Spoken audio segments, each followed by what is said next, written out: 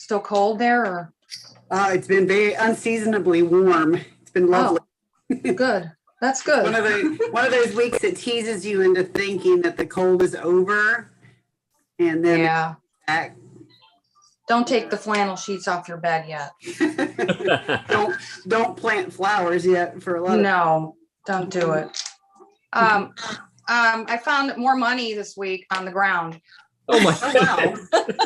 I found $6 on the ground. Yes. I don't know, yesterday or Friday. Yeah. So my husband says I should go out more. And I said, okay. Wow. Yeah, it's crazy. It really is. Yeah. All right. So we are live, and our typing prompt today is missing the social distancing life. But first of all, we'll continue with some more greetings here. Lucas, how are you? I'm doing well. How are you? Very good. Very good. Thank you for joining us again. Yeah, thank you. Sid, I think. Oh yeah, she's on there. Yeah, I think she's got her video and she's muted. Okay. I for a second I thought she had left, but. Hi, this is Charlie. I'm trying to get my laptop set up to work with the camera. Okay. Hey, Charlie. Hi. Good to have you join us. Thanks for the invite, Sid. Yeah, thanks. Very good. All right. So now, Lynn, you mentioned you have new typewriters. Did you want to show those, or?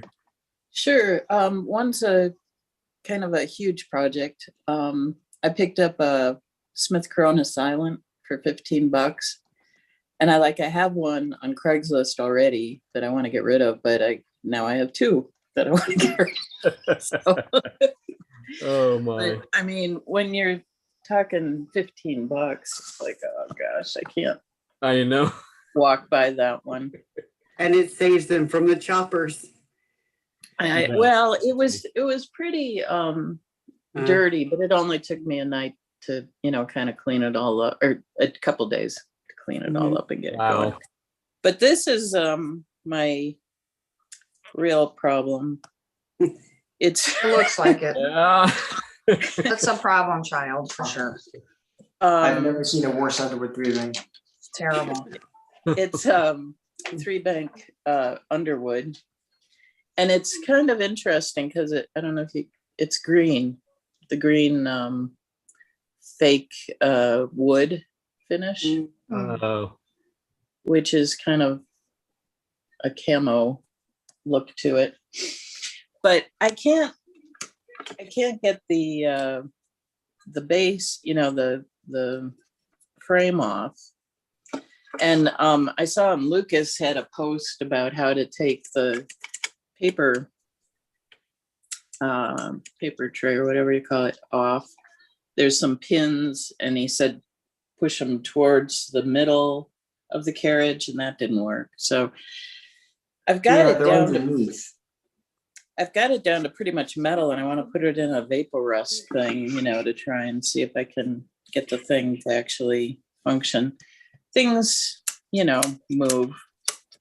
So it's not, well, not all of them, but Wow. So any ideas about how to release it from, I don't want to put the painted stuff in vapor rust. Maybe I don't have any other option, but I didn't see any nice YouTube videos saying, oh, this is how you take this apart. So yeah. I'm concerned because I think that those side body panels are actually the frame of the machine. I've never seen it without that. And it was a couple years since I've had mine, and I was pretty sure that if you took those out, that's actually what holds the mechanisms inside together, kind of like a Royal Standard from the 30s. Darn. Okay, well. Wow. Maybe I vapor rust the whole thing and see what happens. I mean, it's. Yeah, we painted some fun color. There you go. But the green apparently is. I've not seen too many with the green finish, but I don't know. Yeah. it wasn't terribly expensive, obviously. Well, that's good. I think it might have been in a flood or something, and they It just looked want like to it. have it gone. Wow. Bill, how are you? I'm good, thanks. How are you, Greg? Bill. Good, Morning, all. Morning. Then you mentioned Vapor Rust. There are other products out there. The problem might be cost. But I know there's a product that I use to clean out rust from the inside of a motorcycle fuel tank that it doesn't harm paint at all, but it consumes the rust, and it's reusable. So you can, dip multiple typewriters in it. And if the name comes to me, I'll put it in the chat or something, but there are other alternatives out there that you might investigate. Well, vapor rust is like a chelating kind of a deal, but I'm just not sure about how it affects paint, better than an acid would. Vapor rust is pretty gentle. It is water-based though, so if you leave it in too long, you might strip off some finishes on the actual metal. It leaves this black kind of residue that you have to scrub off. Right.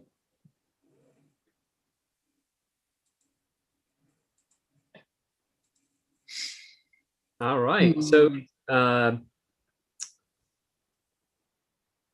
right. Do you have sound, Charlie? Yes, I think so. Okay, good. And we have two of you on here. Oh, yep. One day I'll figure this out. You had like a doppelganger or. There we go. I think I got it fixed. There we go. There we go. Welcome. How are you? Thanks. I'm pretty good. Happy to be here. Very Thankfully, good. it's not as early here in Michigan as I think it is for you guys out west. So Yes, yeah. A little after 8 here, so but I'm a morning person, so perfect. yeah. So did you want to tell us just a little bit about yourself? Yeah, sure. So I'm Charlie. I work in Michigan. My day job, I'm an engineer at Ford. And my sort of second hobby / job type of thing is typewriter repair. So I got started back in 2015, quickly accumulated a lot of typewriters, as it always seems to go. And just through meeting people and fixing my own typewriters, fixing other people's typewriters, I sort of have like a little repair business going. That's how I met Sid actually in Ann Arbor. And he's got some nice machines too. And yeah, I guess that's it. There's always machines in the shop, I feel like. The coolest one I have right now, I have to say though, is I have a Hebrew Hermes 3000 for a customer. And I'm blown away because I've seen maybe 5 Hebrew typewriters in my life, and to have a Hermes 3000 to work on too, it's pretty cool. Wow. Yeah. What's your personal favorite in your collection? That's tough. I really like I have a Smith Corona Electra 120. That was my first one, so of course that's a favorite. But I really love Oliver's just because they're neat. So I have a bunch of those. Not too many. I know there's a lot of people with a lot of them, but I have a handful, and they're fun to work on, fun to type on, and take places. Excellent. Sorry, you think an Oliver is fun to work on? I've had some really good luck with the Olivers I've had in the shop, I'll be fair. You are an engineer.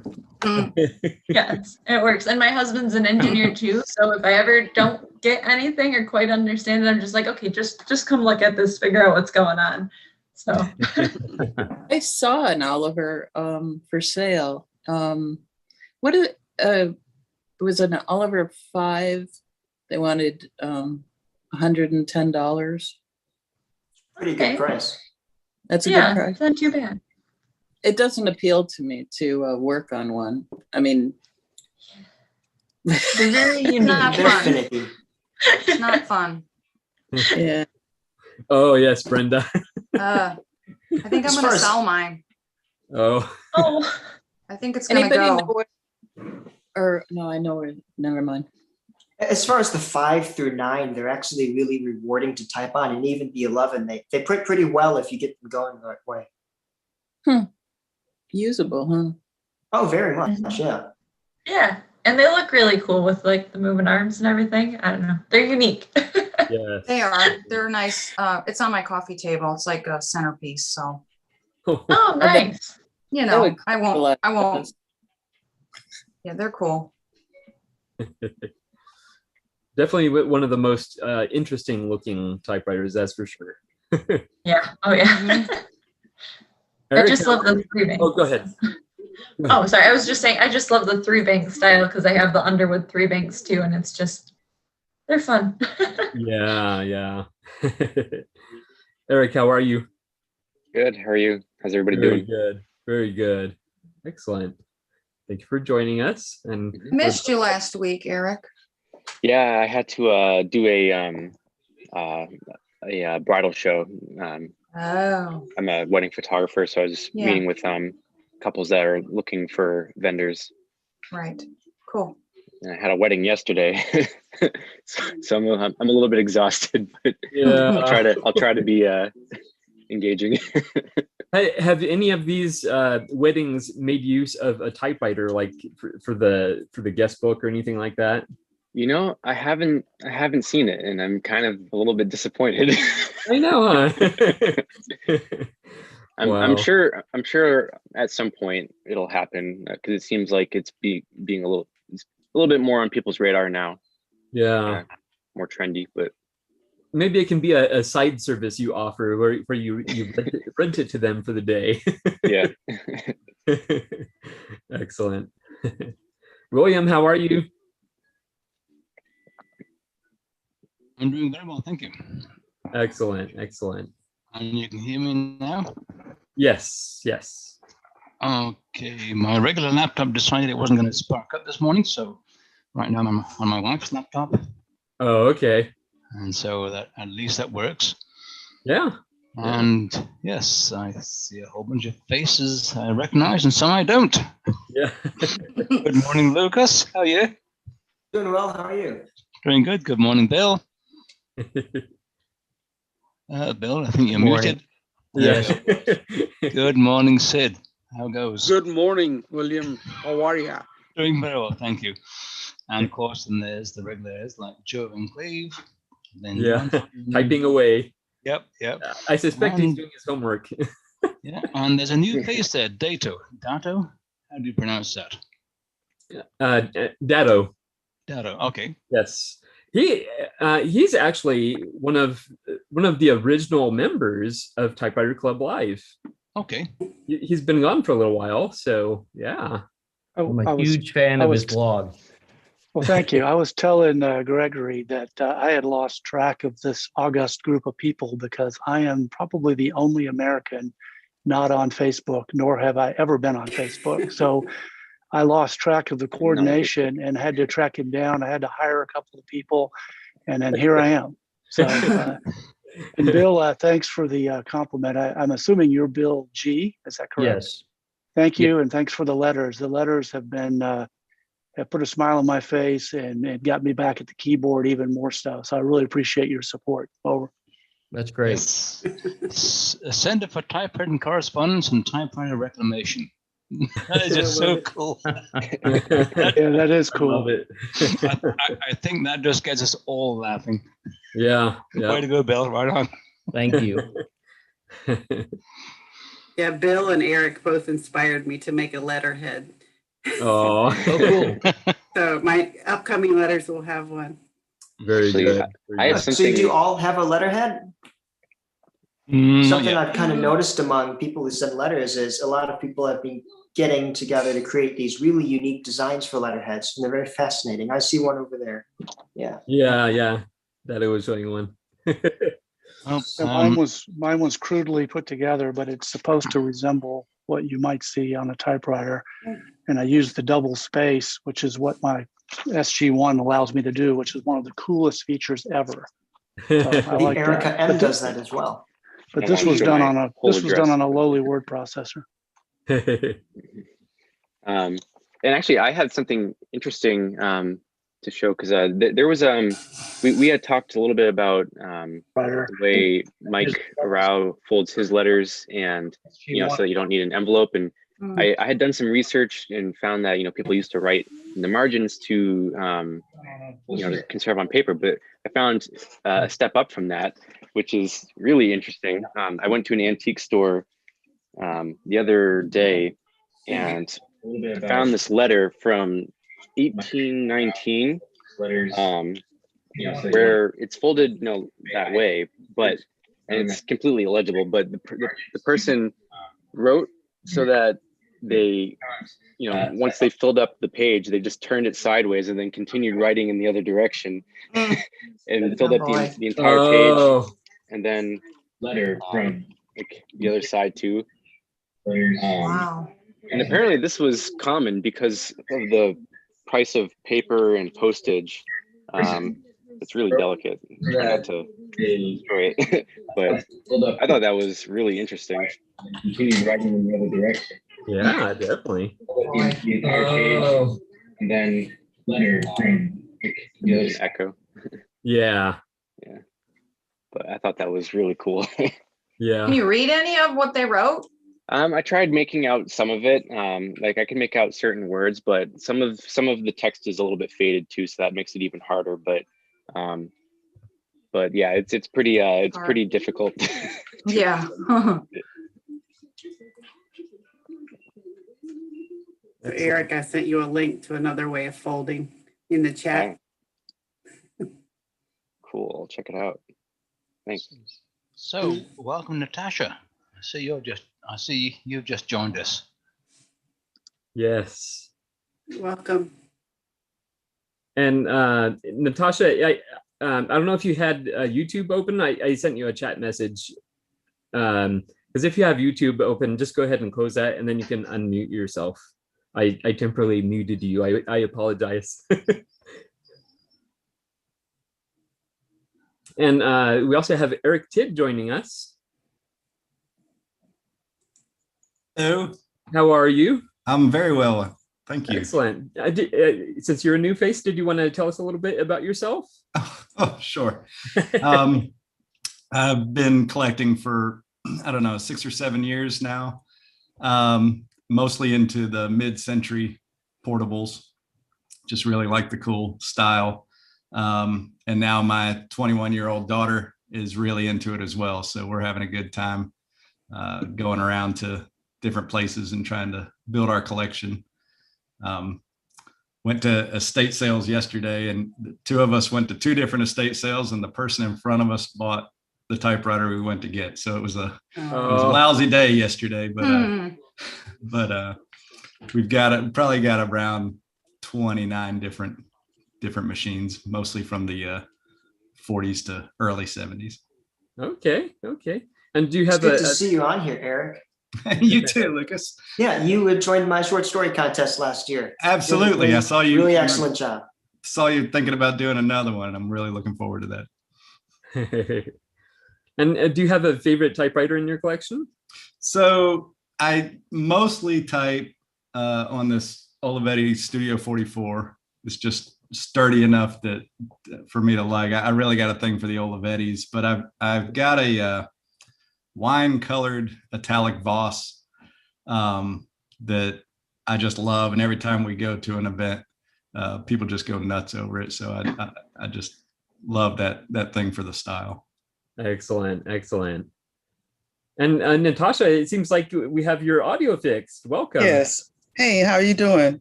Very good. Thank you so much. I know we messaged on Facebook, so I'm so glad you could join us.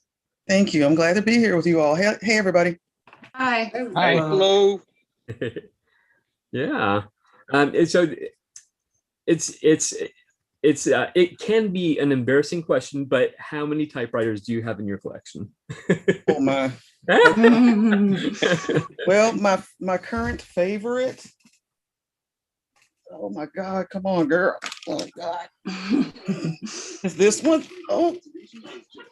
I got. Oh, nice. Royal number 10. Pre-1921 Royal 10. Well, it's 23 on this one. Really? I thought they'd switched to single panels in 21.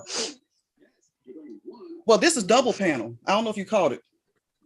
Yeah, I believe they switched from the double to the single in 1921. Oh, single 21. I got you. But yeah, but this one, the serial number says 23. Ooh, we should tell that to Ted Monk and we can update the site. I don't know, but if you look at my serial number, yeah, it's 1923. But that's one of them. I have a 1941. Is my my video still on? Yes, we can hear. Oh, okay. I can't see me, but I have an Underwood over here, a 1941. I have a Sears typewriter, which sucks. But I bought it just because I was desperate to start my collection. So that was the first one I got. And Joe Van Cleves, you helped me so much. The plastic, I don't know if you saw it. I'm gonna show you again. Oh gosh. The plastic on there came from your video. Oh, fantastic. Yeah. So and then I have a 1950s Royal 1950 something Remington Quiet Deluxe. Yeah. Okay. Very good. Very good. And I can show them. I'm gonna stand up. I need a rest after picking this thing. I up. know. that thing looks like a beast. Yeah. Yeah. Well, thank The you. Royal 10 was my very first typewriter. Was it? Cool. Wow. Wow. Very cool. Okay. Now, Natasha, I'm just going to comment about your T-shirt there. I have not seen the Saint logo in years. Yes, I'm a fan.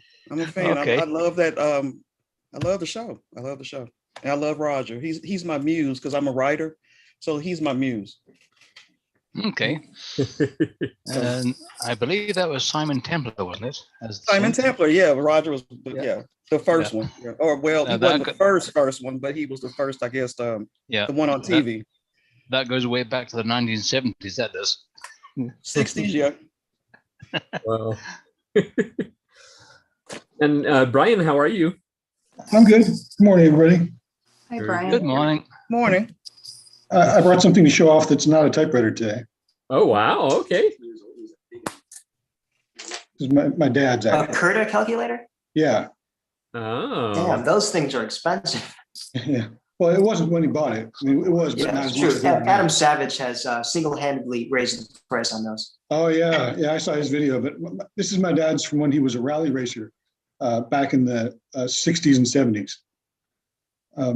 And they'd use this, it's a mechanical calculator, it's a handheld mechanical calculator. And it's,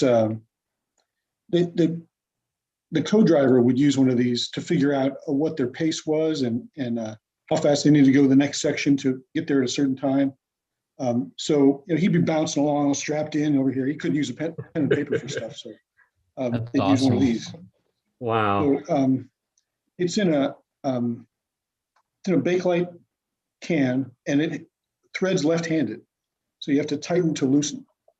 Oh. That's why it says open this way with an arrow on it. Yeah. So open. Yeah. This thing looks like a fishing reel. Let's see. Oh, wow. Oh, yeah, it does. It's in beautiful shape. And this, I'm actually have to read the manual this morning. I have to find it online and look at it because I don't remember how it works. Yeah. But generally, you put in numbers on one side. There's sliders that go up and down here, Okay. and there's a crank on the top, and numbers. The results are shown up there. Never seen that. Yeah, they're neat. That's Yeah, pretty as, cool.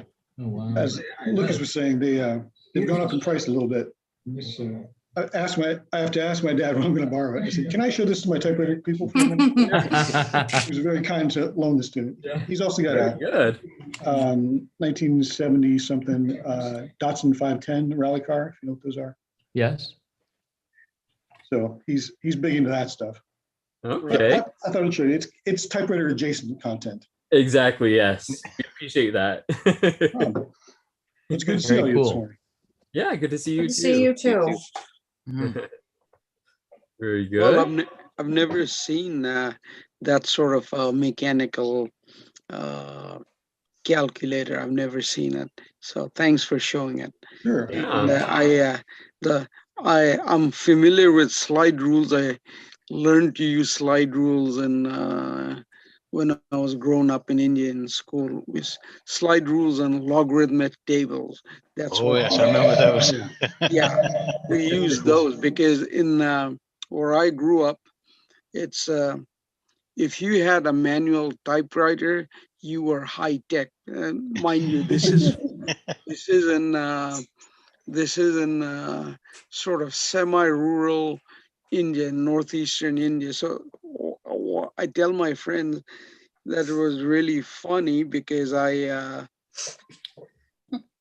one day I was riding a horse-drawn cart, and 2 days later I was at the University of Oregon in Eugene, sitting in a thing called the fishbowl, meaning it was a place where all the computers were, and I was kind of staring at a computer, looking at the mouse and trying to figure out how the thing worked. Yeah. So I didn't know. And then I had to go and ask one of the girls who was the monitor of the fishbowl to come and help me. Very And good. got a great laugh when I didn't know what a mouse was and what was what. And she taught me how to turn on the Apple computer, one of those old Apple that, so it was funny. Yeah. Very Like good. like Scotty in Star Trek 4, or he's like, computer. Yeah. Yeah, I was pretty much in the same situation, except I wasn't as cool as Scotty was. Oh. That's funny. Sean, how? I can show you this 41 real quick. Oh my God. Oh yeah. Wow. Wow. I don't have a table set up. I admire your workout routine. Yep. Wow. Woo. You love your standard typewriters, huh? Yeah. So that's one. I'm typing one half of a novel on this and another half of a novel on that one. Oh, nice. And then I'm gonna get I'll show you the Remington here in a second. Y'all talk among yourselves. Okay. Very good. And Sean, how are you? Hey, good morning. Very well, thank you. Happy Sunday to everybody. And it's beautiful, at least up here, finally. So snow is mostly melted and you could stand outside without a jacket, which I know some of you are like, oh, no big deal. But when you're up in Canada, that's always a big deal. Yeah. Yeah. And New Hampshire's not too far off from that either. It's nice to be able to go out to my mailbox without my face hurting. Yeah, that's nice. Especially when you have so many pen pals, right? I think right now it's 49 degrees over here. And yesterday I went to campus, Central Campus. About half the people were in shorts and t-shirts. They're jinxing you. You're gonna get snow. Yeah. Here's my first typewriter.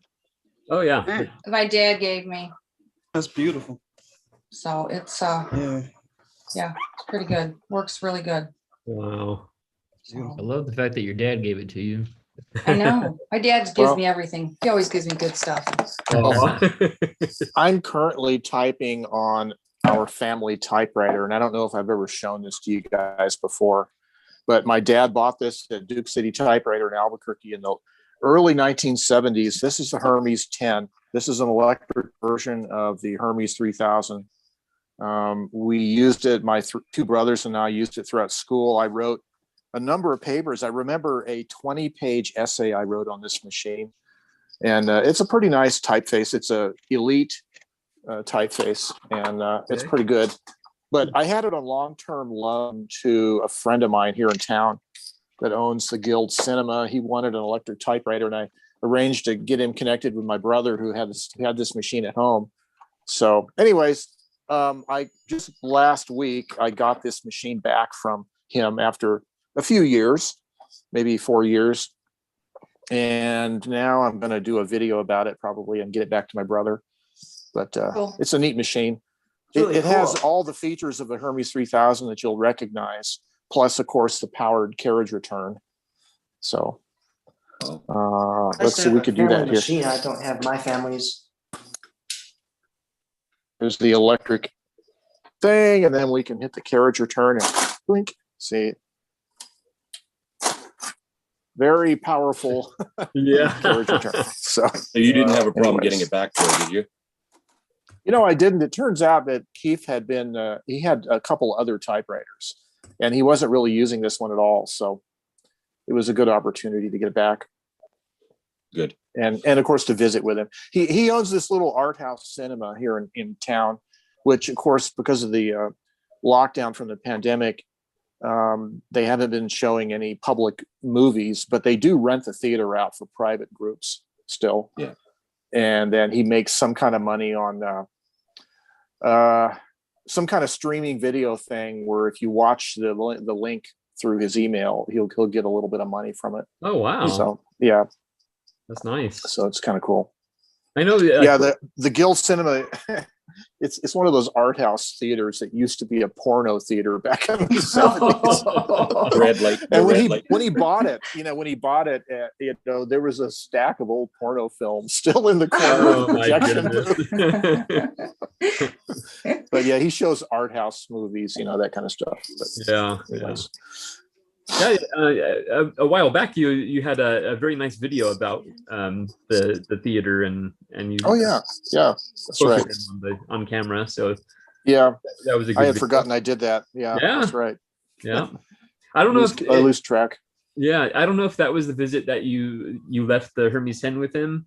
It might have actually been. It might have been actually. So yeah, he had it for a while. He did have it for a while. Yeah. And it was in pretty good shape. But it's a big machine. It's a wide carriage, and of course the case looks like a suitcase. So it's luggable. We'll put it that way. But I've been seeing this last week or two. I've been seeing people starting to make mention of the Hermes 10 on the Facebook group. So I thought it was time that I did a little review of it. Yeah, it's still lighter than a KMMO in a big wood box, isn't it? It's pretty close. Well, depends on how heavy the box is. That's an interesting question. I'll have to actually weigh that. Yeah. But the Hermes 10, it's pretty heavy just because it's electric and all that. Exactly. Yeah. Electricity weighs more. Well, it does. It's the mass energy equivalence, E equals MC squared and all that. Right. Yeah. All that science stuff. Anyways, it's good to see you guys. Yeah, good to see you too, Joe. Let me show y'all my Remington now. The whole reason why I bought it is the green. Oh. That's what I like. So yeah, it looks like mine. Typewriter. A quiet writer. It's a good machine. It was featured in the Netflix show, A Series of Unfortunate Events. Was it? Nice. Ooh. It's actually one of the first paid repair jobs I ever had. About 5 years ago. So I like them a lot. They're good. Yeah, see, I was lucky. This one came in already ready to go. I was bored actually because I was hoping to be able to fix the keys and like the usual eBay typewriters. I used to have, I usually have to do some type of work to them. But this one came in ready to go. I was like, okay. All you had to do is type. And the next one, so that's when I got the Royal, and it needed the keys to be loosened up and everything, and I did that. And the Sears needed some help. So, and the Sears one got me because at the time, and I'm just learning all this about typewriters this time around, because the Sears one had smaller spools in it, and I didn't know I could re-spool the ribbons that I already had in that instead of buying another set of spools. And my silly self bought spools for $21 for the Sears when I could have just re-spooled them in the. So now I know that. I got into typewriters first back in 2013, 14-ish when I started writing seriously. And then I got screwed on eBay back then. I got a 1945 Royal, and they said it worked great, right? Everything was great, like they always say, right? Yeah. Get it in and the carriage doesn't work. And so back then I'm not trying to fix this thing. I'm like, okay, well, what's wrong? I checked the logs, checked everything. Eventually it ends up, because I was living in Arkansas at the time and they didn't have a typewriter repair place anywhere in Arkansas. So I called these people at a print shop and they said, well, let us look at it, see what we can do. Took it to them and they couldn't do anything. So I just left it and it's probably still sitting there for 7-8 years now. And I gave up for years and then I came back to it. I said, let me try it again since I'm writing seriously. I got a book coming out next month. I said, let me try it again because I really like the feel of a typewriter. I just love, typewriters since I was a kid, really. But I got into them recently. So I ordered some and 3 of them came in broken through the shipping. Yeah. And so one I was able to fix, which is the Royal 10 I just showed you. I was able to fix the knob.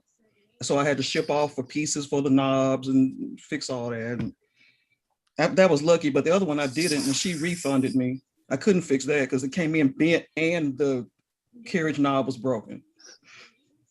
And the third one, the carriage didn't move again, and I had to prove it, do all these videos and all that. I'm like, look, I don't have to.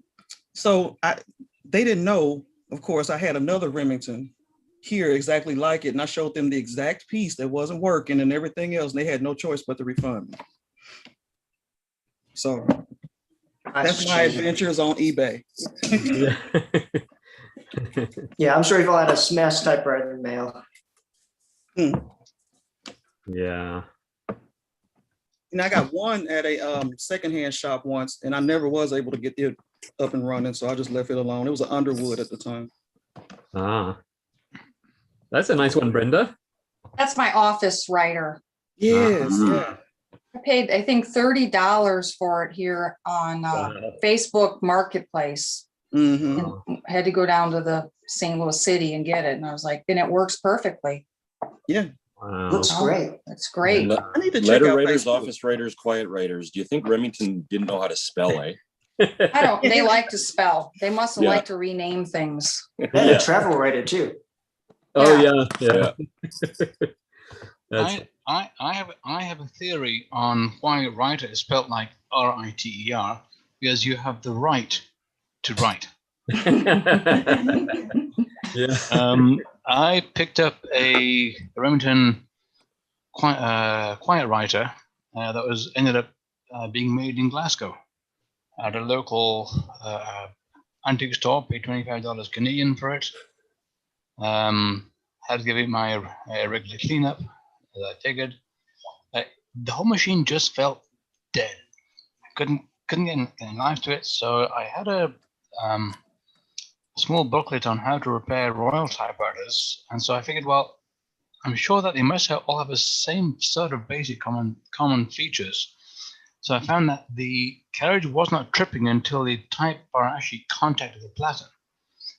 Did a bit of research, 2 turns and 1 screw, got the carriage so it would trip when the type bar was 3/7 inch away from the platen. The whole thing just came to life. Wow. Very good. Bob, how are you? Oh, he's taking a drink. Bob, how are you? I am frozen. Everything Joe tells you about New Mexico is wrong. It is absolutely frozen here. There's ice on my motorcycles, on all the motorcycle seats. We're not happy, but we're making it work. Yeah, I'm over in Grants, New Mexico. Unfortunately, a friend of mine passed away. He lived here. So we had a nice memorial send-off for him this weekend. So we've been pretty busy with that, but it's been a lot of fun. Yeah, I ended up just driving here in my little truck through snow and sleet and everything else. But I was just making the joke I should go bug Joe later today. But yeah, you know what he should. had planned. Oh, really? Go ahead, come on by. It's only an hour's drive. Yeah, east, yeah, that's what you know. You're in South Albuquerque, or I'm in middle? northeast Okay. Albuquerque. Yeah, that'll work well. And yeah, well, I'll you're message- over by the coldest part of the state, where the Continental Divide is. So that's always going to be snowy and cold. Oh, it's not Phoenix. New Mexico is not Phoenix. Right. So, and I'm usually through here in the summertime, so yeah, I knew it got cold up here on these plains, but holy heck! So well, it's It's 6,000, 6,500 feet up there, you know? So, yeah. No, it's up here, but it's a beautiful morning. Yeah, Joe, give me a few hours. I'll come by and bug you. And don't worry, I'll message you for your address. I won't let you put it on here. okay. Well, everybody can come by. I appreciate the invite. Okay. We'll see you later. Thanks, Joe. Yep. Little does everybody know we all have Joe's We address. already have Oh, it. of course you do. Yeah, everybody knows where I live. You know, I talked about that with my wife some months ago. It says, you know, should we get a PO box? And she's like, no, just it doesn't matter. I think You that's look on because Google Maps, she's and there it says intrinsic. Joe's Yeah, house. exactly. She's intrinsically cheap anyway, so she doesn't want to spend the money on a PO box. I wouldn't They've gotten either. real expensive. I've got one. I think I just paid $180 for Yeah. a little one. I mean, it's nuts. Yeah. It is, you know. Yeah. Thank you, Joe. You're welcome. We'll see you later. Bernardo, how are you? Doing very well, thank you. How's everyone? I'm doing good. Good morning, Joe. Morning. Good to see you. Anything new in your world? Well, I did receive a letter from Indro. Oh, excellent. Shall be responding to that soon. Actually, I'm finishing up a response to Bill. So probably go out on Monday. We'll see how long it takes to get there. Hopefully not as long as Gregory's I letter. know. I Well, assume, it'll get here when it gets here. yeah. I assume you haven't received mine yet. No, I haven't. Okay. How long has it been taking? It's been taking quite a while. Well, You hear it? he sent me one at the end of December, and I received it. What was it? I think it was in February. Yeah. Now you're in Portugal, right? Yes. Yeah. He's in But Portugal. I received also a letter from Curry, and Bill's took 2 weeks.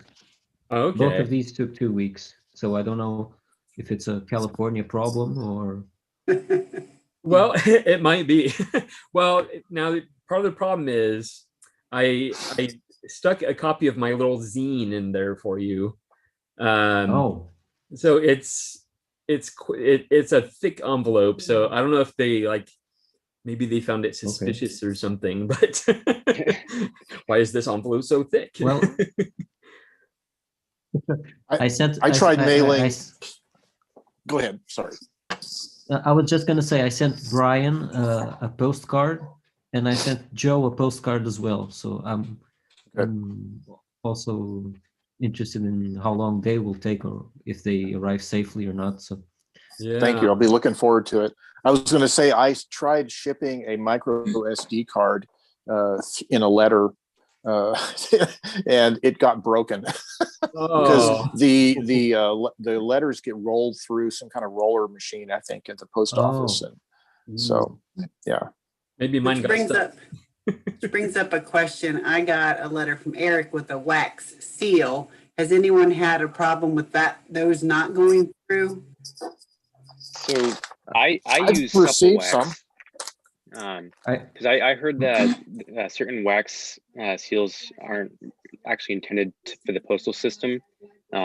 So I use Herban wax seals, and is that mine? That is Eric's. Yes, that is yours. Yeah, it looks like it got pretty squished. Yeah, it got a little cracked, but it was pretty good. Yeah. I've gotten a couple that have Has been anybody cracked. else? So you use Got a one certain from me kind that of has a wax, squish- Eric? Was that? You use a this certain envelope kind was. of wax? Oh, sorry. I use Herban wax seals. Actually, I have an unopened one here somewhere. I always thought sealing wax was the wax that you put on ceilings, and I didn't. Me too. Me too. Here it is. It's also that. It's a different kind. A different kind for waxing your Can we ceiling. see Eric's picture there? I'm going to send you the link so you can log in Soft too. wax. So I probably put it on too thick. So I should probably try starting to use a little less wax so that when it goes through the rolling machines, it doesn't get completely smushed. but this The one I won't got crack. was fine. Oh, it was okay. Yeah, this stuff won't crack under pressure. So Okay. that's why I went with this stuff. Oh, It says right on it, Kali supple, meaning soft, meaning wax. Yeah, it's supple in soft wax. back. Yeah, the back is it says Herben Company sealing wax. Oh wait, this doesn't say anything. Actually, the part that says that it's good for the postal system looks like it's covered by the barcode sticker. Angela, I have written the manufacturer of the wax seal that, and then also a place where you can buy it. Up, put the website on in the chat, so you can. Thank you. Yeah, you can get it on Goulet Pens. That's what I .com put too. in. That That's what I did. Oh, I did get the postcard. Oh, you did? Oh, excellent, excellent. This came the other day. It was under this typewriter. I couldn't remember where I put it. Under Many the things in my house typewriter. are under a typewriter.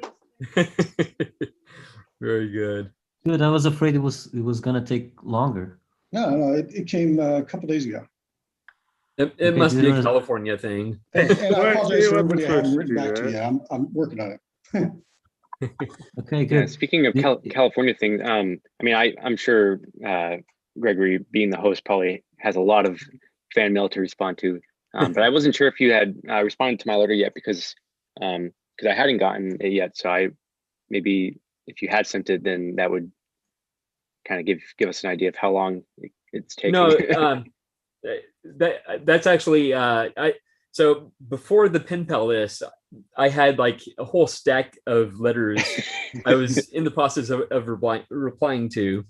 Sure. In fact, last year there was a letter that I needed to reply to from Diane, and it was basically a 10-month difference. Yeah, so you got a backlog. The distance is not that long anymore. Yeah. I'm catching up, so I'm just like a month or two behind now. So I kind of figured that, but I wasn't sure if maybe it was just you had sent it and it just hadn't gotten here because no. And I think yours is coming up soon because you were one of the first people on the list to write to me. So you and I think Bill were the first ones. So yeah, all us modern people have to recalibrate our response times because it used to be so you'd have someone delivering it by rail and then horse and Pony Express. Yeah, right. Well, speaking of my pen pals, we have one of my pen pals joining us today, Thor Halverson. Hello. Greetings. How are you? Thor, you're in the Phoenix area now, aren't you? No, I'm down in Pierce. Oh. So if you go from I-10 along eastward and you hit 191 that goes down towards Douglas, if you head down 191 till it hits Mustang Mall, and it's 181 just down that way about 5 miles, you hit the development where I live, and I live about 4 miles south of that. Okay, I have no idea where that is, but thank you. You're in Phoenix. You're in Arizona, though, right? Yes. Yes. I am now. Right. Yes. Yeah, he recently moved there. I had to get his new address, so. I need to update. I updated that in the Typewriter Pen Pal group. Where the file is, where the letters are, I updated my address. And did you get my Facebook message with the link? So what I sent it to Gregory, but what I have is my World War II typewriter desks. Yes. Are you ready to show that to us? Sure. Why not? Okay. Just a little bit. And that's why I have my phone on as well. That's why I'm logged in twice. Oh, okay. Because that way it makes it easier for me to show it. Ah, okay. Let me turn on the camera here. All right, let me switch the... There. Now, can you see, because I switched it, so now you're looking at my computer monitor in a red wall. That's also... There we go. Okay, so this is the first typewriter, World War II chest. Let me raise this up a little bit to where you can see that. It has writing on it. And it has the original ink containers and stuff. It has a nice pull-out drawer here. And of course, it has a typewriter slot in it, which I have supplied a 1940s Royal, hey, which one is it? It's the 1940 Royal, I think it's not a E-card. Which one is it? Envoy. Yeah, that's 1940 Envoy. And the cool thing about it is it was owned by the late Doc. Uh-oh. Hold on.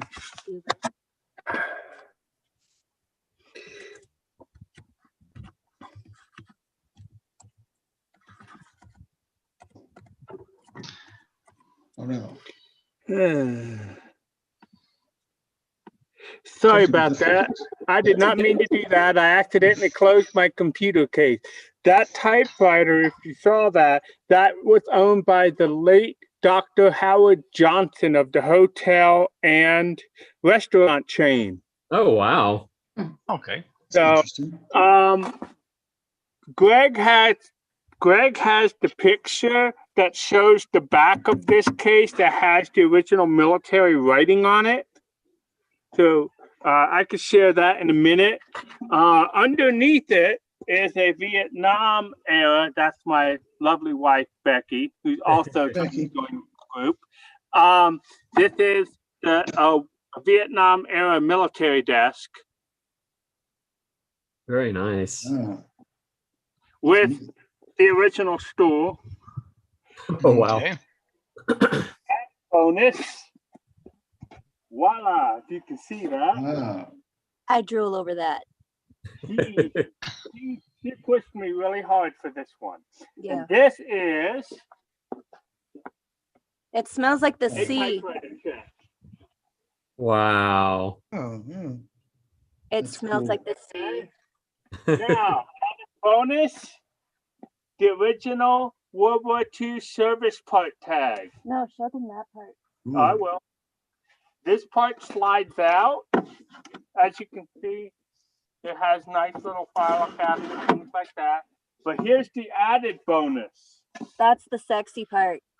This is the book right there. Can you read that?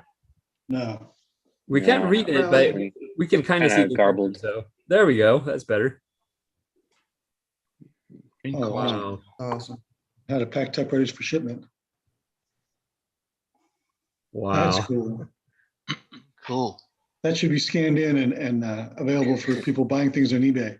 Marine Corps yeah, it's the Marine Corps standard for shipping typewriters. Yeah. It's great.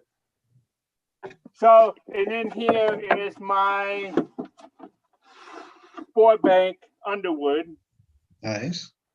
And my Hermes Rocket. So, yeah, and I got, so this is my office setup, my telework setup. Okay. I did it because I wanted to save space, and it's so beautiful out here. Yeah. Beautiful here. Oh, let me turn on the sound for a bit. Hold on. That might help. All right, now you can hear. I live in beautiful Pierce, Arizona. Those are the Chiricahua Mountains. Okay, that's between Arizona and New Mexico. Ah. You can see there's snow on those peaks. Wow. If you can zoom in there. And so I live in the middle of beautiful Arizona wilderness. Nice. Yeah. Yeah. So it's nice. I love it. And I totally got my wife into the typewriter craze. I'm so proud about that. But I did manage to bring my 40 plus typewriters from Maryland to Arizona. So I'm gonna switch off the audio off of this because it's gonna echo here in a second. It already has. Yeah. Not better? Yeah. There we go. Now, remind me where you moved from? Marlin. Maryland. Oh, yes. That's quite a bit of a difference there. Yeah. But you're enjoying it there? Huh? You're enjoying it there? Oh, I love it. The bonus is that I got a dream job now. I'm working as a vocational rehabilitation counselor for the hard of hearing. So I'm continuing the work of service. So I spent the last 13 years being an educational interpreter for the deaf. So now I am a rehabilitation counselor. So it's really nice. I got a dream job in a dream location. The idea was living in a place that I would want to retire. Yeah. Nice. And my sister's 30 minutes south of me, and my parents are an hour and a half east of me in Sierra Vista, Arizona. Okay. Very good. And back over here is my garage. That is where my typewriters are housed for now. And I hope to start working on them once we get better organized in that garage. Yeah. And I'm happy to be aboard. What's that? So I'm gonna ask if I can go ahead and read my prompt because I need to head out. Oh yes, definitely. My brother's birthday. There, I forgot. There's a prompt. Missing the social distance in life. All right. So, with being fully vaccinated, my life is regaining some normalcy with more on the horizon. Though it is exciting in some ways, there are things I will miss about the changes that have come with COVID. Space. I love 6 foot distancing. I would love to keep this in most instances.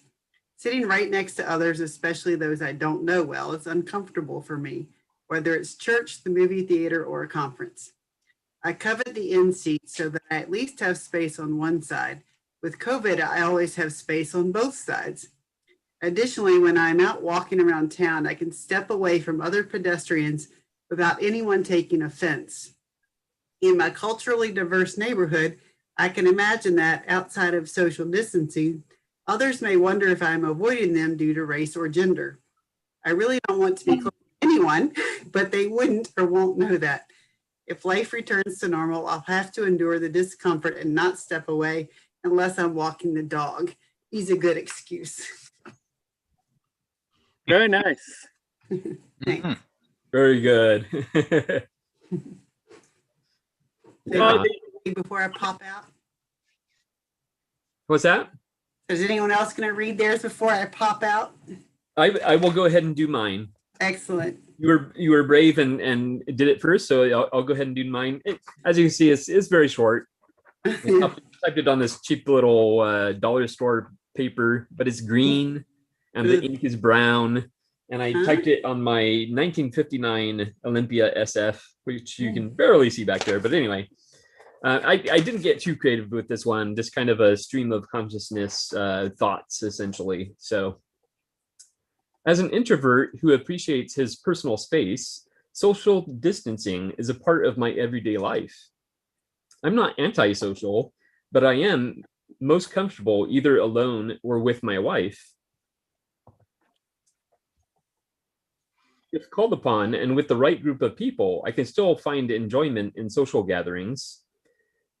What I will miss most about social distancing is the fact that the playing field has been leveled, so to speak. People with no perception of personal space are forced to honor the bubble that surrounds me, even if they can't see it as clearly as I do. I'll also miss the newfound orderliness of lines. Social distancing has made people very aware of where to stand in forming a line, rather than the seemingly random sense of order many people have. Isn't forming a line one of the first things they teach us in our earliest years of school? I do wonder if social distancing will always be a part of our lives now, certainly on a smaller scale, but it has been such a big part of our lives for over a year now. We've formed new habits. Is it still possible to go back to our old ones? So that's that. Interesting thoughts. Nice. Thanks for sharing. Yeah. I actually now it's kind of funny to say it, but my favorite part of this was my observation about lines, because I've worked in businesses pretty much my whole life, where it's very important that people form lines. For example, for 9 years, I worked in the financial industry, and the fact that people cannot understand how a line works, it just boggles my mind. So I think the social distancing has really forced people to be aware of like how they're standing, where they're standing, how far apart they are, and all that kind of stuff. So that's definitely a bonus. So, I mean, hopefully we can kind of keep that, but I kind of doubt it. So I will miss that. I'm going to say that anybody from England or Europe whose parents or grandparents grew up during the war, standing in line or queuing for bread was just part of life. And everybody knew how to get in queue or get in line. Yeah. It boggles my mind, especially when you have the little barriers set up to like show you where to walk and where to stand, and people still can't follow it. It's amazing. But if nothing else, that's what the U.S. military is good at. Is there you teaching go. Kids how to stand in line. There you go. If they didn't get it in preschool, then they'll get it in the military. Yeah. All right, we head out. Goodbye, everybody. Thank you so much, Angela. See ya. Take care there. Have a good week. Sarah, how are you? I'm good. How are you? Very good. Very Nice good. to see you guys. Nice to see you too. Thank you. Yeah. I got to work on a real Blickenster this week. Oh, tell us about it. A friend of mine purchased it. She always wanted one for her collection, and she asked me if I would help clean it. And I said, well, let me take a look. So it's going to be a very delicate cleaning. I'll grab it and you guys can see. It's pretty cool. For now, we'll watch Oh, I had pancakes too today. I'd like to have some of that. That looks good. Joe. I do have your letter, Gregory. Oh, good. That's yours. And I do have the military canteen that goes with the office stuff. Oh, okay. Nice. Where did you get that? Get what? All those containers for your Oh, type. Actually, I was able to get I got the desk part from the Vietnam era. I got that from Coleman's military surplus store online. Okay. And the other two I managed to get from eBay, of all places. Now, I paid a fancy penny for the big one that had the stickers and stuff in it. Yeah. I had to pay a little fancy penny for those, but well worth it. Sure. My motivation behind all this was my work said that I needed to have a securable file cabinet and desk to store the computer and all that because it's state property, because I'm a state employee. And so I outside of the box, I thought, well, I like the tiny home aspect. And then I thought about it. It's so beautiful out here. I wanted to be able to move around my yard outside. So the idea of, well, have to think outside the box, right? So I decided on the military field desk idea. Yeah. Now, do you leave those outside or do you bring them in at night? I bring them in at night. Okay, yeah. Okay. I would not want them to get messed up. No. Yeah, definitely. So Brenda, Yes, if you're sir. interested in one of those field desks, I bought one. Unfortunately, I couldn't find an original, but I bought one that a guy reproduces. And it's pretty close to what Thor was showing there. So his first one with the lowering tray and all that stuff. The only thing I don't have is the ink bottles. But there's a great, well, what do you call those wood people? Oh boy, carpenters. Great carpenter online. He does a whole set of these reproduction desks, Really? field desks, Wow. and everything Thor's got there. Obviously, they're not original, and I mean, I would love to have an original one, but I didn't have a lot of hope I'd find one. So I ended up buying the reproduction one, and it's awesome. I'd take it camping and that kind of stuff. So cool. if you're interested, I'll send you the link. Does it have the metal exterior? Yeah, it's got all the metal edging and corners and all that. Well, here, I'll show you. Oh, because I got this mobile device thing here. Sorry for the mess. Oh, So that's the reproduction one, but that's yeah, nice. sorry, that lock That on looks it. nice. I had to buy a U.S. Army lock for it. It's nice. I do have inside the Vietnam era one, I have the US era brass lock like that. I do have one of those. Yeah, they're. Ooh, sorry for the upset here. I'm probably making everybody motion sick. All right, I'm gonna join again only because I was gonna share a picture. Helps when you take these things off. Wow. That's nice. Yeah, so it's basically the same as Thor's. It's got these little things instead of the holes, the cut tops. Mhm. And then the only thing I didn't get is like I gotta find a set of those. Ooh, Nice. I love that. Oh, wow.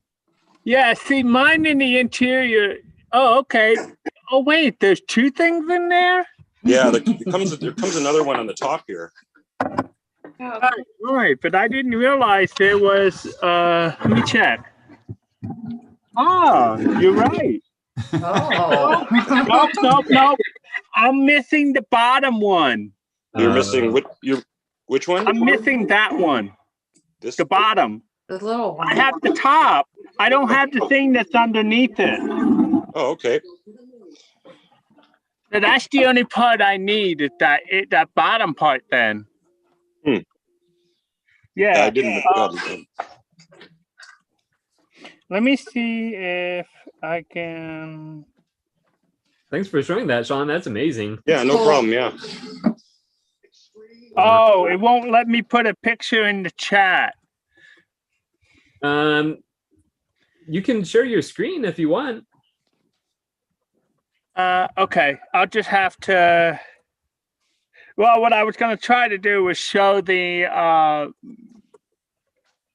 military stuff on the back of the one that my computer is on, because that also showed the military thing. Let me see here. That's interesting. All right. Let me see if I can do this without dropping the computer. All right.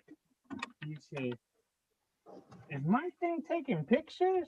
I don't know. You're the one with the phone, you goofball.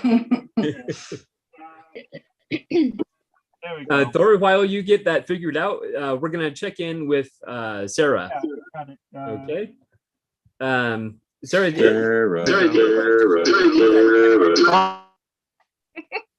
Hi guys. Right. Oh, nice shirt. Oh, nice. Is that the Royal Typewriter you hate so much? Looks like it. Oh. All right,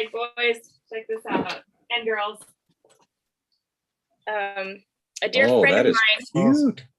asked me to help her with this, and it's a real Blixenderfer. And I said, you know, I think that space bar, it doesn't look quite right. Where is the space bar? I I'll can't show see you. it. I have to see if I can get my fingers to work for me because I sometimes can't. They're very stiff. Oh, That's cute. Yeah. Does it work? It sort of works. The element does not spin like it's supposed to. However, I was able to sort of get it moving a little bit, and you can see that it kind of travels up and down this gear. Yep. I've got these big hands. Anyway, you can sort of see how that works. But it should work, you know, if it's properly operational. It has a mechanism where it hits this ink thing and then delivers that across the bottom. The bell does ring actually on this one, of course. Let's see. Cool. It's very old and it's very dirty. I mean, I'm getting grimy just touching it, and I even worked on cleaning it gently yesterday. But anyway, it's really cool, and it's something that I've had the opportunity to experience this week, which is pretty cool. Yeah, definitely. It's an honor to be able to work on it. So I wanted to share it with you guys. That's nice. To see how it works there. It's very small. These originally went for, I want to say, between $30 and $50. Ooh, and huge sum. they were considered to be kind of an affordable, portable machine you could take out if you're a journalist, or maybe you're at home and you would just type, you know, on your lap. And then we found something really cool inside the container or the box. I said, you know, what's this? This is interesting. Let's find out. Oh, for the round element thing. Yeah, have you seen this before? No, never. I hadn't either, and I just started twisting gently on it because, of course, everything I'm doing is very gentle with this project. Yeah. Wow, cool. So you could keep your extra elements in there for when you wanted to switch things out. Exactly. Oh, that's smart. Is that whole thing threaded wood? Yeah. Oh my God, you got to be careful with that. Yeah. Oh my word. So you could stack a bunch of those in that thing then, right? If you had more than one, they just would stack on top of each other? Probably not more Or than not. I don't think No. more than two. It's pretty shallow. Oh, okay. It's really just deep enough to be able to screw it down. You could probably have one in there, maybe two at the most. What's interesting, she didn't know that she had an extra element. She bought this from a guy in, I want to say Boston. Go anywhere, love. It's centrally balanced. Wow. Sorry?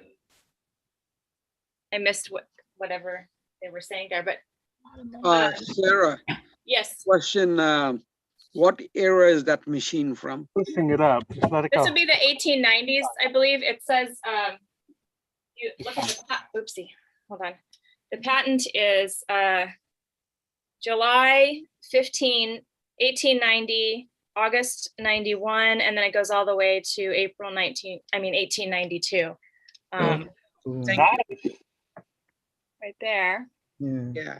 It's beautiful. Yeah, it's a wonderful machine. It's wonderful and interesting and just kind of weird and funky and I've- a whole lot of things. I've only seen one. I've never This is how you worked it or anything, you know, just seen it. just turn it like that. Oh boy. Interesting. Yeah, I mean, it feels just full of nicotine and grime. Wouldn't surprise me. Yeah. And I wanted to show you guys one other thing that I did this week. I worked on a Smith Corona Electra that I bought. It was destroyed when I got it. I ended up reconnecting a bunch of links and then also straightening all the type bars, because when I received it, it had not had the carriage locked, so it was swinging around wildly and stuff. Whoever had it before, maybe, I don't know, didn't know what they were doing, abused it or something, but it had all these bent bars, you know how that happens. So Kids got a hold of it. right. And so you literally couldn't type more than, I want to say, like 5 letters on it when it started. I went through and I always take my my notes, and this is how much, these are all the characters that did not work Oh, wow. when I first got it. And so now it works really well, except for a couple. This is the beginning. And then I got it to that point. Nice. And now with a new Lucas Dual ribbon. Ooh, yeah. Very cool work. So that was fun. The number 4, you know those little clips that hold the type bar on? Broke off. The thing that kind of keeps it from coming off completely when it types. So one of those broke, and I do have to get that fixed professionally, but otherwise I was able to bring it back to life. So that was really fun. And then also my last thing to share, I received some ribbons from Lucas Dull and a really wonderful letter. Thank you so much. I loved receiving this. And I ordered some of his stickers, and I decided to put it right there. Oh, cool. This is my new typewriter repair kit to replace the one that broke. And then I ordered some loose ribbon from him. I'll show you guys. This is just the cotton ribbon that's only the ribbon. You can re-spool it yourself. And I also got some red and black ribbon, which I spooled by hand.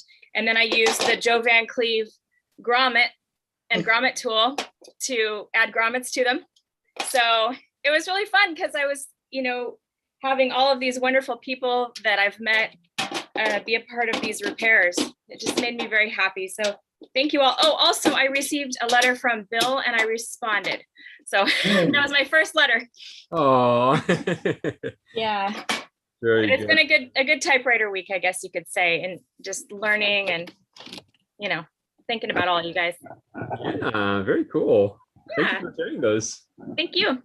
Yeah. Well, Sean, I wanted to show you the back of the box. Yes. Mute myself here. Check my camera. Oh, that's cool. There we See, go. you just can't get that. Wow. Neat. Transportation answer, Brooklyn Armory Terminal, Brooklyn, New York. That is so cool. Yeah. Now, I want to see if I can track that shipment number to find out when it was and where it went. Yeah, call UPS.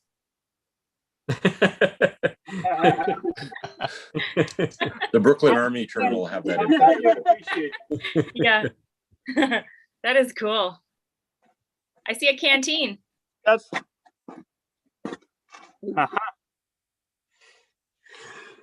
So I enjoy it. It's all good.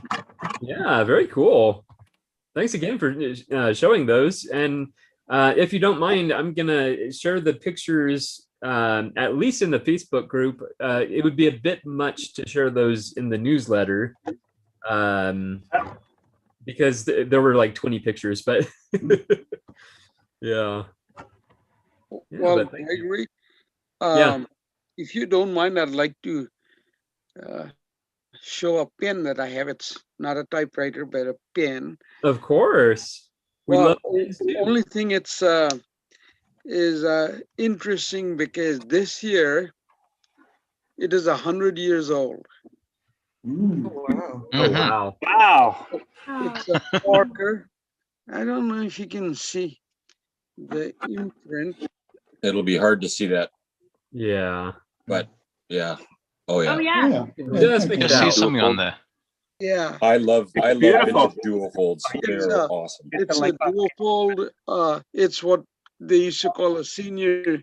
You dual click on fold the red, and yeah. it was made in Jane. Not the second. There was 2 links in the thing. You want the second one that says launch. Oh, There we go. Sorry about that. Go ahead. Yeah, no, it's I realized when I was cleaning it out yesterday that this is 100 years. This year is 100 years old, Wow. and it came with this matching mechanical pencil. Oh, cool. Oh. Nice. Oh, that's beautiful. Parker logo over there on the. Wow. So yeah, it's so I've decided not to use it, but to clean it and keep it as a piece of. You gotta use it. That's what Use it's it. for. Use it. Use it, but it's 100 years old. The sack needs resacking, and I don't want to. And all that, so that's why. It's got Yeah. a wonderful name. I'm late to the game, but I've got my Parker 51. Oh, good. From last week, everybody was showing off their Parker 51, so I was kind of bummed that I missed last week because the discussion went in so many directions that I wanted to join in, but I wasn't around. All over the place. Yeah. I have my grandmother's mother of pearl fountain pen. Oh, yeah? Wow. That's Wow. wonderful. I'd have to dig it up, but yeah, I have it. Okay, maybe next time. Yes. Eric, did you get a medium or a fine?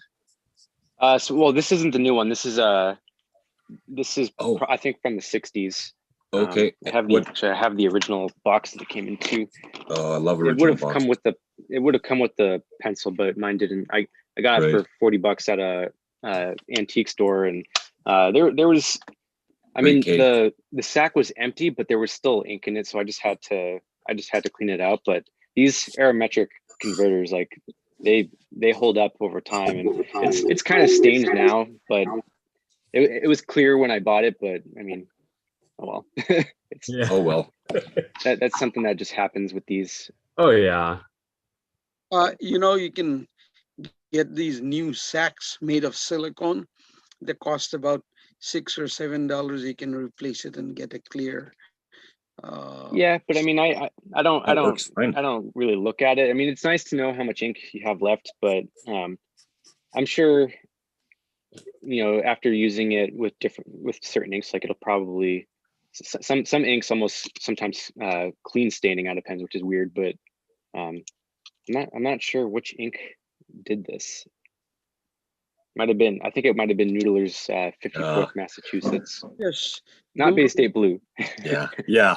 But Noodlers yeah, are kind of notorious for staying and doing all that. Yeah, I don't use Noodler's inks as much anymore because I've been finding that they don't dry. They like take forever to dry. I don't know if anybody else has had that problem. Yes, and the problem with Noodler's inks is if you buy a bottle, say today, and then 6 months later you buy another bottle, first of all, the colors might not be the same. I've heard that too. And it's dry, whether it dries in time or not, those characteristics might change. Right. The problem is the guy who owns the company is Nathan Tardif from Massachusetts, and he's kind of like a rather weird individual. I've heard that he sees that more as a feature than a bug. Yes. But I mean, I do like Noodler's Black and Noodler's Bay State Blue. I use those for like addressing envelopes and things like that. But I don't know. I've had problems with a lot of their inks, so I've been really enjoying Sailor's inks lately, though. Sailor makes some really great inks. Yeah, so I have 2 beer growlers that's about this big, full of Ganges. That's a color that he made a while back, but I've not used them, and they're still sitting over there. If anyone wants them, I'd be willing to just give it to you guys. Oh, nice. Very nice. But keep in mind, it might totally corrode your pen or destroy your pen. Yeah. I see we have Diane and Becky and a whole bunch of new people. Yeah. Hi. Yes, Hello. my friend Charlie's also over here. She's new to the group. Hi. Yes. Welcome. Becky, how are you? I'm Thor's wife.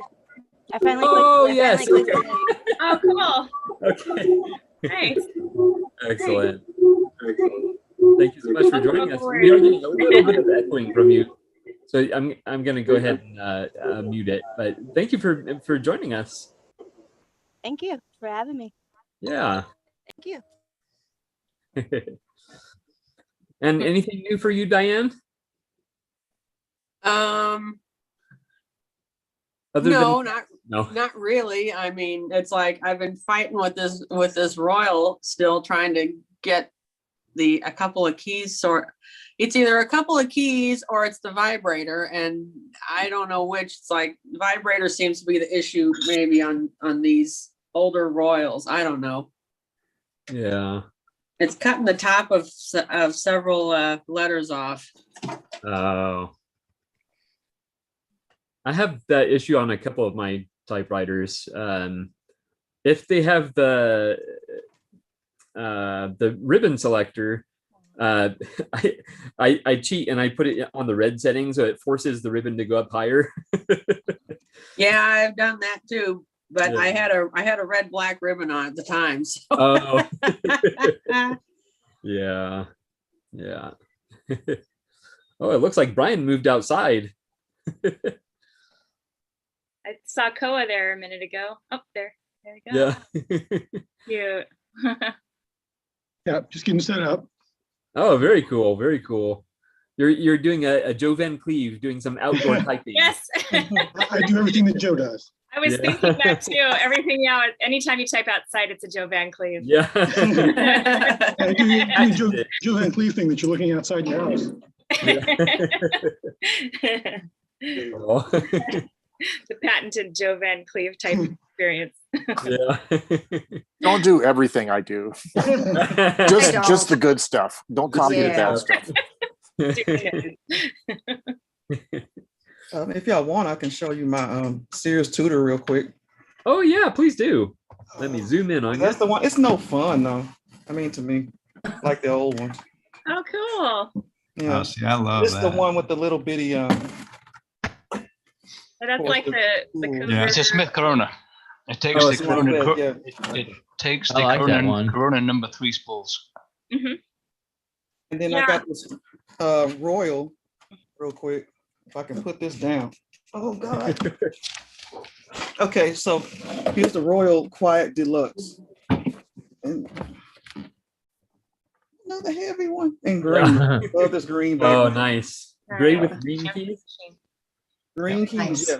Yeah, very nice. I love the green interiors. Yes. I got the same machine with the carriage tension knob on the left side of the machine, where The speed control. adjusts the speed control. Yeah, on the left-hand side, there's like there should be like a knob. Looks like a volume knob on the very left-hand side of the machine. If you turn it clockwise, you increase your carriage tension, so so the carriage will move more briskly if you're a fast typer. If you turn it counterclockwise, it relaxes the tension, so it doesn't jump as fierce between letters. I like that. It doesn't jump. I haven't played with it too much because I'm in love with my Royal 10. I'm in love with it. And my and the Underwood, I'm in love with that too. From 1941. I also have a cursive one coming from Poland. A cursive typewriter. It's a Privileg. Yes, Yeah. yes, Privilege 350 or something like that. Yeah, And it's then an I got one.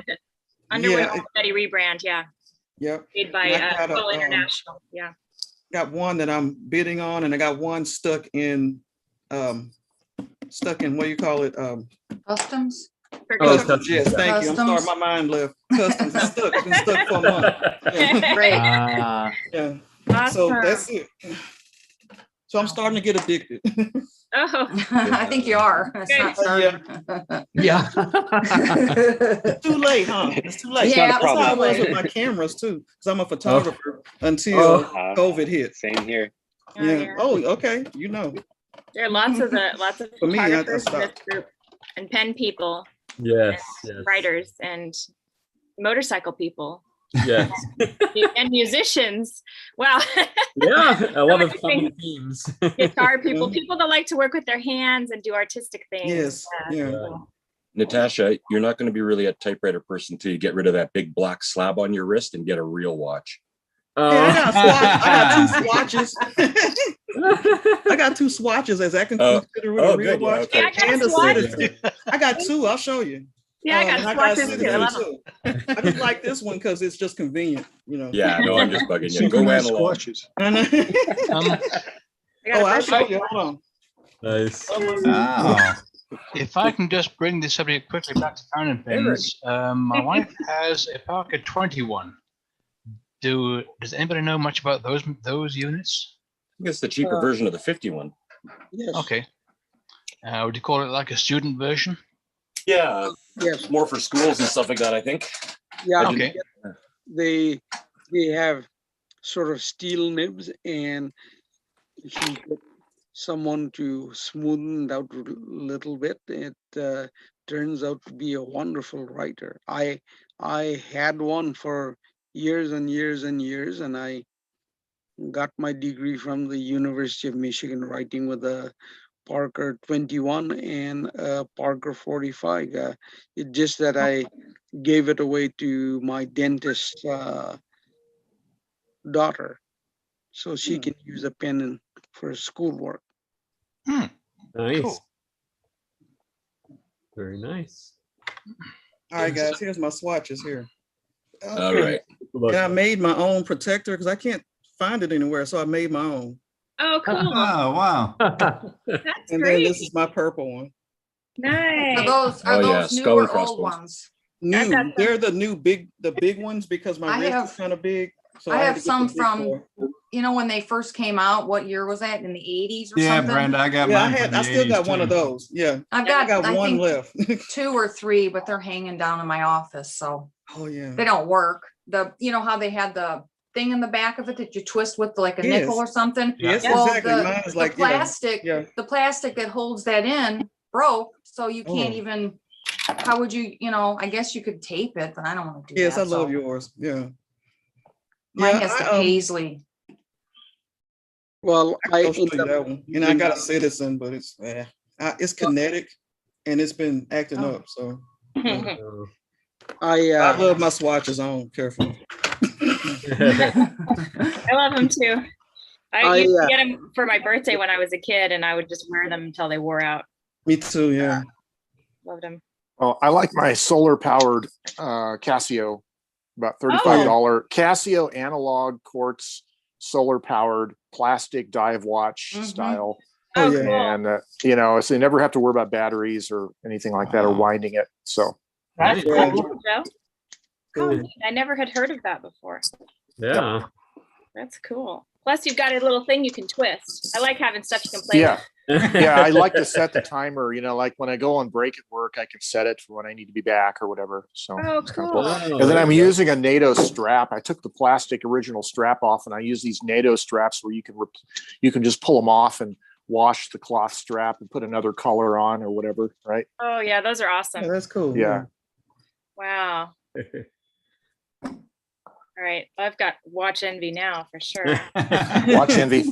Once I'll go to Amazon and buy watches. Watches.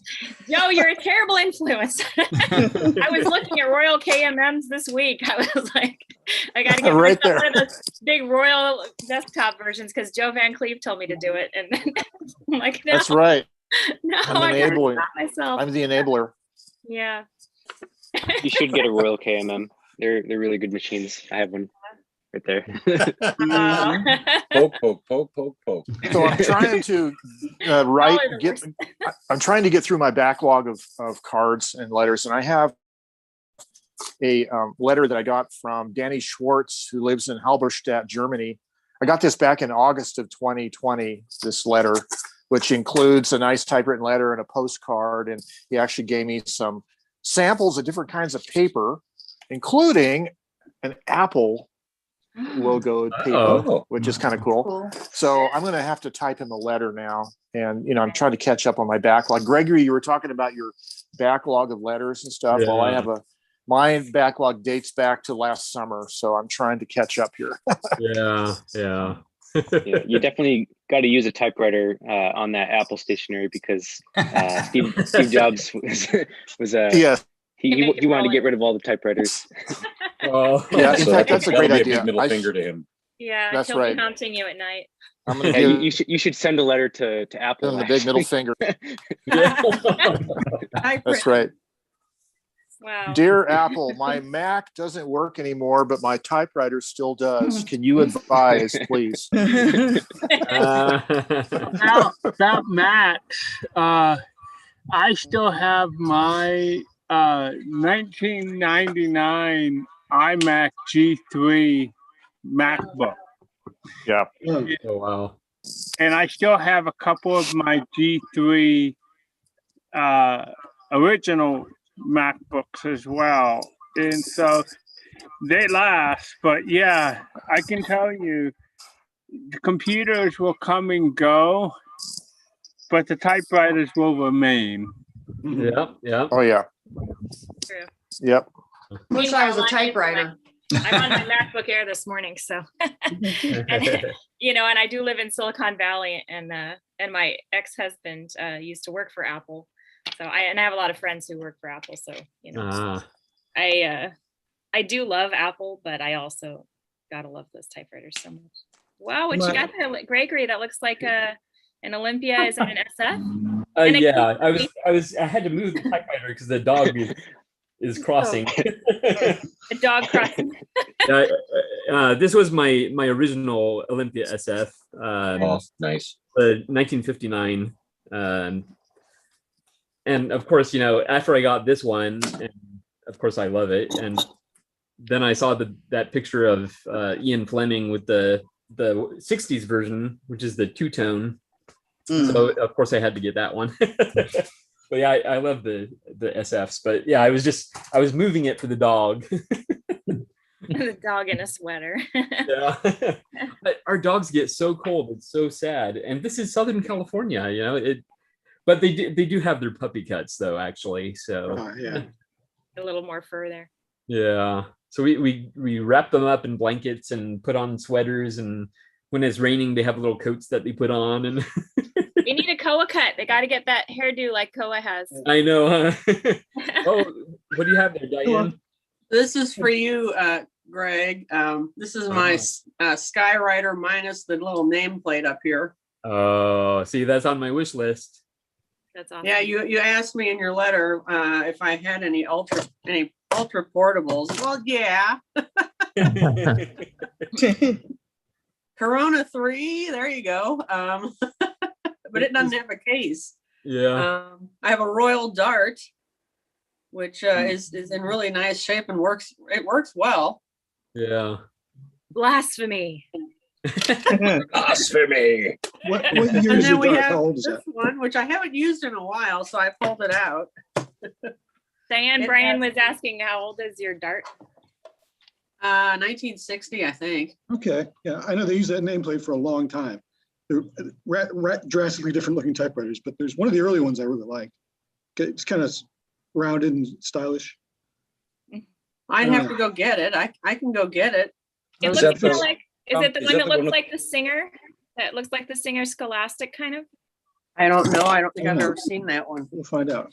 Does it have a 4-barrel or 2-barrel? I was always wondering if that's got the 4 or 46 pack in it, or you're talking about the earlier ones. Or are we talking about something different? It's not replaced the rollers because it's got positive traction and it's a very complicated system. I love those typewriters. 41, 42, whatever it takes. Don't forget the glass packs. Oh yeah, Yeah, glass that's packs right. on that Cherry typewriter bone. to keep it quiet. Guys talking My wife has an ultra portable per se. Oh, let's take a look. 35 Royal O. Oh, Oh, that's yeah. nice. it's a lovely Nice. machine. Yeah, beautiful. Nice. She loves it. I can see why. Yeah. I finished drafts of my book. I writing it on. Feedback. Oh, echo. The Martian echo. Yeah. Or robots. Darn. It's when you have multiple devices in the meeting at the same time and they're within proximity of each other. It does that. I run into that problem at work when we're all in a Zoom meeting. It's kind of funny that we're in the Zoom meeting and yet we're in the same building, but Don't want to see each other. yeah. So we get that echo sometimes. Yeah. I love the pandemic, don't you? It's so Yeah. great. Like totally acceptable. Oh, the dark. You're right. It is like the Oh, I cigarette. like that. Oh, yeah. Oh, Yeah. I love that. I like that style. That's cool. Yeah. Yeah, In I mean, Holland. that's that style that I was envisioning too. It's very similar to the Singer Scholastic that comes in that sort of aqua blue color. Oh, It's a little mini. It's just cute as can be. Yeah. Thank you. yeah, for showing it that. That's is, and really cool. it works really well too. And It was one of these Diane, it was one of these like new things that had all the paperwork in the little case. And I thought, well, Oh, cool. I can't just leave that. No, you got to scoop that one up. and Given that on the table on the table behind me in whichever store it was, there was I want to say a little Remington portable with a lamp made into it. oh, Yeah, I think it was a noiseless. yeah. By the way, Diane, with your next letter, feel free to send that typewriter along with it. Yes, Gregory is accepting free typewriter donations. In exchange, you will get a very well-worded letter.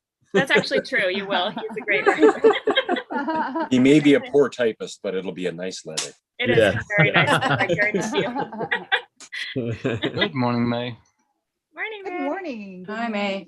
Hi, man. Arkansas. Yay, All right. Fleet. Yeah, Arkansas. UDL. I'm from Arkansas, yeah, originally, but now I'm Really? in Memphis. Yeah. Well, I love that's unusual. You're Memphis. not that far. Yeah. Welcome. Some new faces here. This is great. We're getting more Yeah, popular. definitely. May's been busy. I have.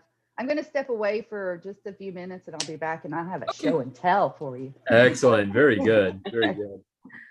If I can just grab your attention for Yeah. a minute. My wife, one of my wife's friends learned that I work in typewriter, so she asked me if I would be willing to work on a 1939 Remington Envoy.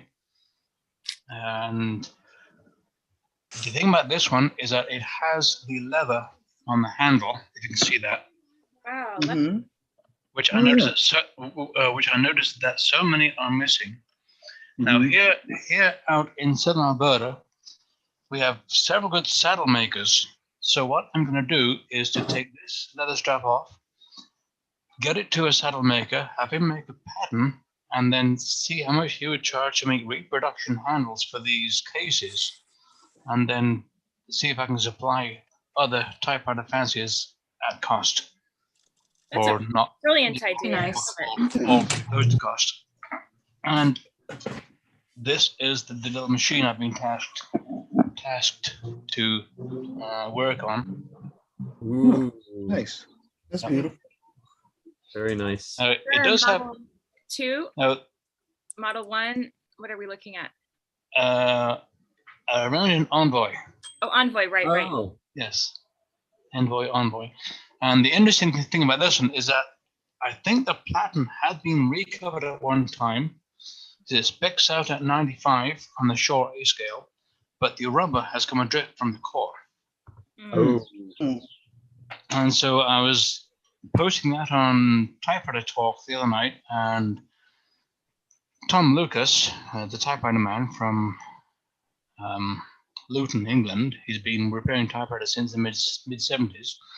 He said what to do is to slide the rubber off the core, put a ring of epoxy resin on one end of the core, and epoxy resin inside the other end of the rubber, slide the two together so that the glues are then at opposite ends, wipe off the excess, give it a couple of days to dry, and away you go. ah, okay. Okay. He said use the slow setting or use the standard epoxy resin so you have time to move things around and get things adjusted. And the standard epoxy is also a little more flexible than the fast set, so it won't crack as easily. And so that's going to be another little job to do when the weather gets nice. Yeah. Very cool. I wonder if you took the rubber off completely and sent it to get a new platen, it would probably just be easier for them to put a new platen on than having to sort of crack it off or take off, I don't know how they remove the rubber to begin with. Does anybody know that? Split it, peel it off. Yeah, so if it's coming off already, that's kind of advantageous. Well, yes, but the thing is that this rubber still specs out at Shore 95. Hey. Okay. So it should respond to a couple of codes of rubber rejuvenator.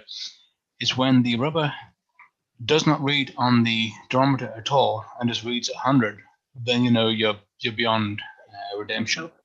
Yeah.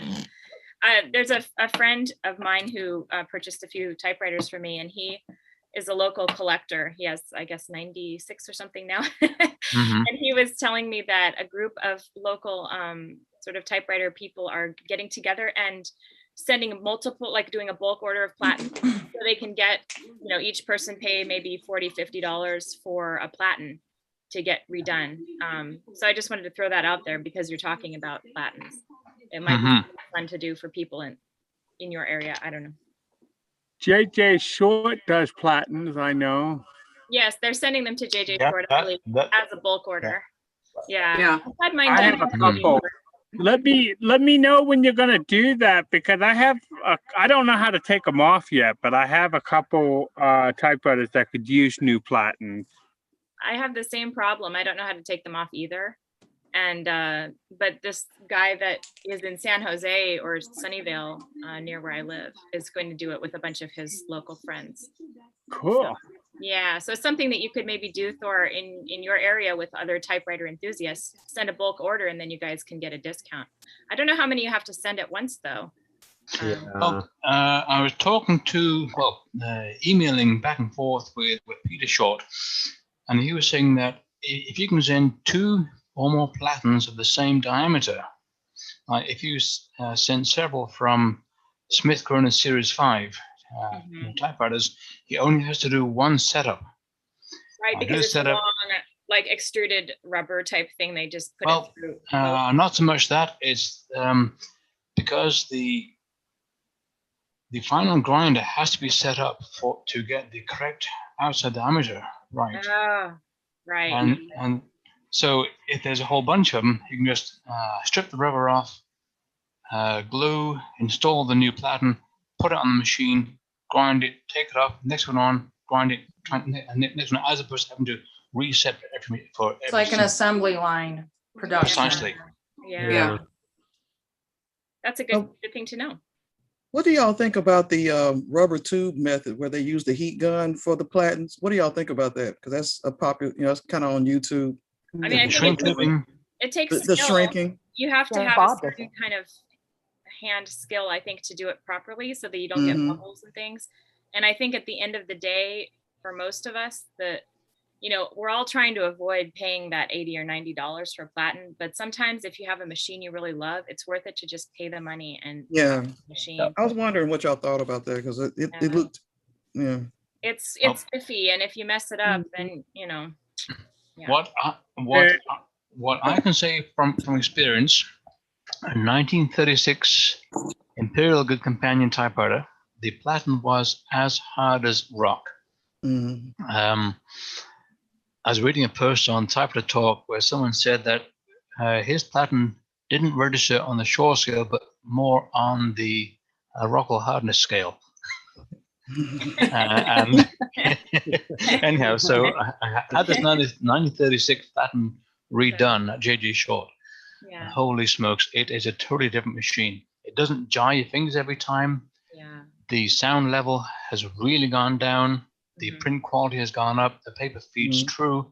Yeah. And for me, on that machine, it was well worth it. I have a couple machines that I've had done through JJ Short, through my local repair guy, and they're just new machines. They're totally different animals.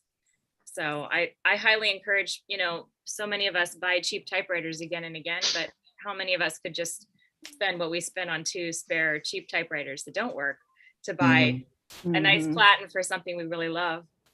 I don't know. I mean, not that I'm saying you shouldn't buy cheap typewriters, because we all do it. But I think it's kind of good to find the ones you love and then really fix them up so they work well and that you can use them, because that's the goal, is that we type them. The problem with using the heat gun approach is that you can't be assured that you're getting the even thickness all the way across. And that is really the key. So that's why it's better to have it sent to somebody like JJ Short who knows what he's doing about that. The other key piece is, in the time being, there's these mats that John Monroe pointed out that are they're kind of like a cushy rubber matting that you could put between your hard platen and your paper, and that can kind of mitigate the hardness for a short while. Yes, I believe 164 thick neoprene sheeting. 164th neoprene. Yeah. Okay. That's something I'll have to write down. Yeah, Joe Van Cleve did a thing on that, using rubber backings and different things. I believe a video. Yeah, he's showing one right now. Yeah, I used the plastic bag method and it worked for me last night. Oh, excellent. There it Excellent. is. Oh, that's Yeah. nice. That's Okay. the neoprene. Yeah, this is rubber, Oh, that's- synthetic rubber. This is, I think it's, neoprene. Yeah, synthetic rubber. Okay, I got it. You know the thickness on that, Joe? What's that? That's from Napa. Same thickness, 164th? Yeah, I got mine from Amazon, an Amazon link, but you can find it in different places. It's pretty thin. And I've had pretty good luck with the construction paper. I was just gonna say, Yeah. kids construction paper. Yeah, actually, I got that idea from you, Sarah. Oh, and I got it from someone else. So That's what I love about this Secret community. chain of We all share our knowledge and what works, what doesn't. Yeah. And I've heard Todd Payne from Lazy Dog Typewriters. He likes using the plastic protector sheet. Oh. He has I'll have good to luck try with that. I have a those. bunch I of haven't those. tried it yet. Do they Yeah, I have slip a bunch. I around? have a whole box. Oh. I'm not really sure. He feel like probably puts it behind, but he suggested it, and I have some, so I'm going to try these. Yeah, There I you put it go. behind my paper last night and it worked. The plastic good. bag, the plastic. Ziploc. Yeah, Oh, Cool. it worked a lot better than what I was doing before. Yeah. I plan to get it redone. It's just until then, the platen, Yeah. just something. I was kind of, I was kind of hoping to be able to show my newest acquisition today, but nobody got to the post office on time yesterday, so it's still sitting there. Oh, buddy. It's an Imperial Good Companion 4, rebranded as the Woodward's Steno. If anybody is familiar with the Woodward's chain store up in Canada, back in the 50s, they sold the Good Companion and rebadged as the Woodward Steno. Interesting. And so maybe next week I'll have it. To Yeah. show. Yeah. I like the look of the British Imperial Good Companion. Mm-hmm. It looks neat. Hey, Gregory. Yes. So instead of showing any new acquisitions, I actually have been working on acquiring new people to type letters with, and so my most recent conversion was a friend here in town named Bob, who I've been, we've been exchanging letters for quite some time now, since the pandemic started. And we met each other because we both throw darts at the pub.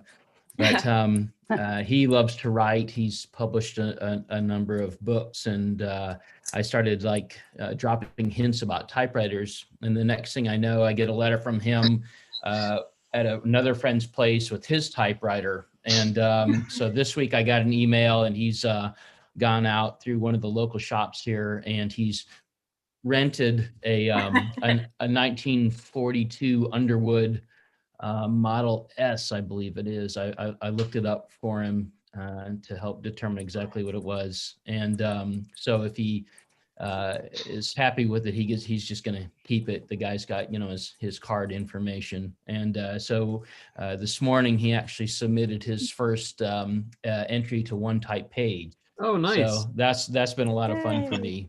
Yeah. You're spreading the gospel. Yes, exactly.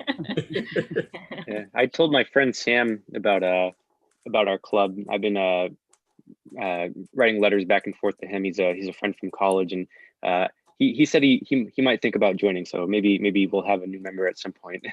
Nice. Very Good. nice. That'd be great. Last week, I remember someone saying that they don't like getting letters which are typed landscape because it's an awful long line to read. Remember who that was? It was Kerr. She doesn't like them in landscape. What? Yes. I guess there was talk about someone not liking letters that were written landscape. Is that what you were saying, William? Yeah. I guess I could just watch last week's meeting. I remember someone said that, but I don't remember who it was. Why are you going to send them one? No. I have the answer for that. I found a roll of 4-inch wide cash register tape. Yeah. I was gonna say, William, you should do it landscape on a playbill. Then you're really gonna get some grief, because I remember somebody said they didn't like that either. Yeah. People... Now, my IBM Selectric will take a legal landscape. That makes an awful long line to read. Yeah. You can write my entire letters on fortune cookie paper and number them so that you can put them in order. I love it. That's crazy. You could just tape them together and make one long script and then roll it up. Stick it in a film canister. Yeah, you read it like this. Saw that in a crime film once. That's great. I should do that. You can always use the old RTTY ticker tape, the one to tick like yeah. Yeah. You guys are nuts. Yeah.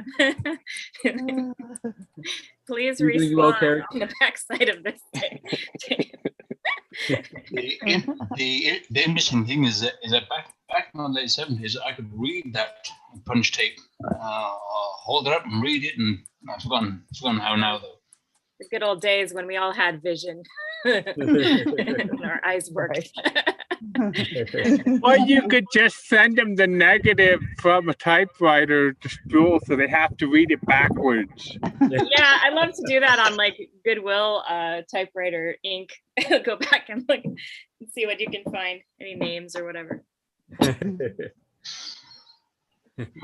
I do have like in Colombo, where they solved the mystery because they took the IBM tape out and they read the letter that they were writing before they got murdered or whatever. Okay. So great. We've got Erica. I see an Erica. Yes. Are we ready for the show? Yes. One time? Yes. This was an amazing discovery. So I have a friend was out shopping, thrift store shopping yesterday, and sends me a picture and says, "Hey, I found a typewriter. Would you be interested? I'll pick it up for you."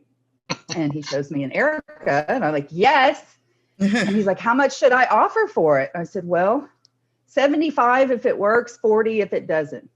Well, it doesn't have a drawband. So it doesn't have a drawband, so it didn't work. So he got it for me for $40 freaking dollars. Nice. I'm not kidding. May, you were kidding. That should have been like those go for like 200 and stuff. I know. And it's my first German typewriter, and it's got the German keyboard too. Nice. I have a couple Triumphs. So it's in good shape. Everything looks like it will work with the drawband attached, and the line spacing lever doesn't work that well, but there's a lot of gunk. You know, it's dirty inside. It's all wiped down perfectly clean on the outside, but the insides are filthy. So once I get it cleaned up and learn how to install a drawband, I think it's going to be fantastic. A cool looking typewriter. machine. Yeah, That is so 1936 according to Typewriter Database, and there's this old tag, old yellow tag. It says old German typewriter, brought out of Nazi Germany during World War II. And then it's got Wow. a name, but I can't read the whole name. Captain Connor somebody, but the name's too. Oh, cool. So this was probably a rated typewriter, you know, when they went in and took over Nazis to take Wow, the that's like typewriter out. that's like Schindler's List or something. So, May, But for typewriters. May, about the number 3, what is the alternate? That's a plus. Here, I'll see if I can hold it up for a little while longer. Can't quite see. That's a plus. The plus Plus sign. sign? Okay, Plus fair sign. enough. Because some of the true Nazi typewriters have the Nazi rune above the number 3. Oh, the no, double this S. one has this is 1936. So this is, I don't know my Nazi history. So 1936. Pre-World War II. Yes, Pre-World War II. Yeah. Pre-World War II. So there's no Nazi symbols on here, but this is Yeah. fantastic. I can't believe it. I think this was a reward from the typewriter gods because I've been so good at fostering typewriters and taking good care of them. So the typewriter gods awarded me with this treasure. Unbelievable. So May, that's a really nice machine, and it reminds me Mhm. that I have 2 German keyboard typewriters, and I love them both, and I find it pretty easy to get used to the Quartz keyboard. It's only the Y and the Z. Yeah. Right? Yeah, and the Z isn't really used that often, and the Y is just got to think whenever you come across a Y to stop and think for a second. But yeah, they're pretty neat machines, pretty well made. Yeah, it feels like it's going to be nice. I actually So, but saw I have to one of meet the those. I actually saw one of those this week in a antique place, and they wanted $80, and I took a pass. Wow. Maybe I should have bought it. I don't know. You can't buy them all. Yeah. You can't. Who says? Where's But you that can antique try. stuff located, You Lynn? just have I to don't mind sell. going to check it out. May, No, what I is live- that? Man. Totally scoop that one.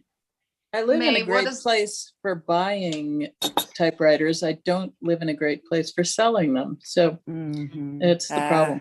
Where are you at, Lynn? I'm going to say Nowhere, quick- Wisconsin. Hi, Liz. Whereabouts are you? Liz Glenn, do you hear me? What's that? There's a person named Liz here. There's a new face. A new Liz face. Glenn. Liz Glenn. Yes.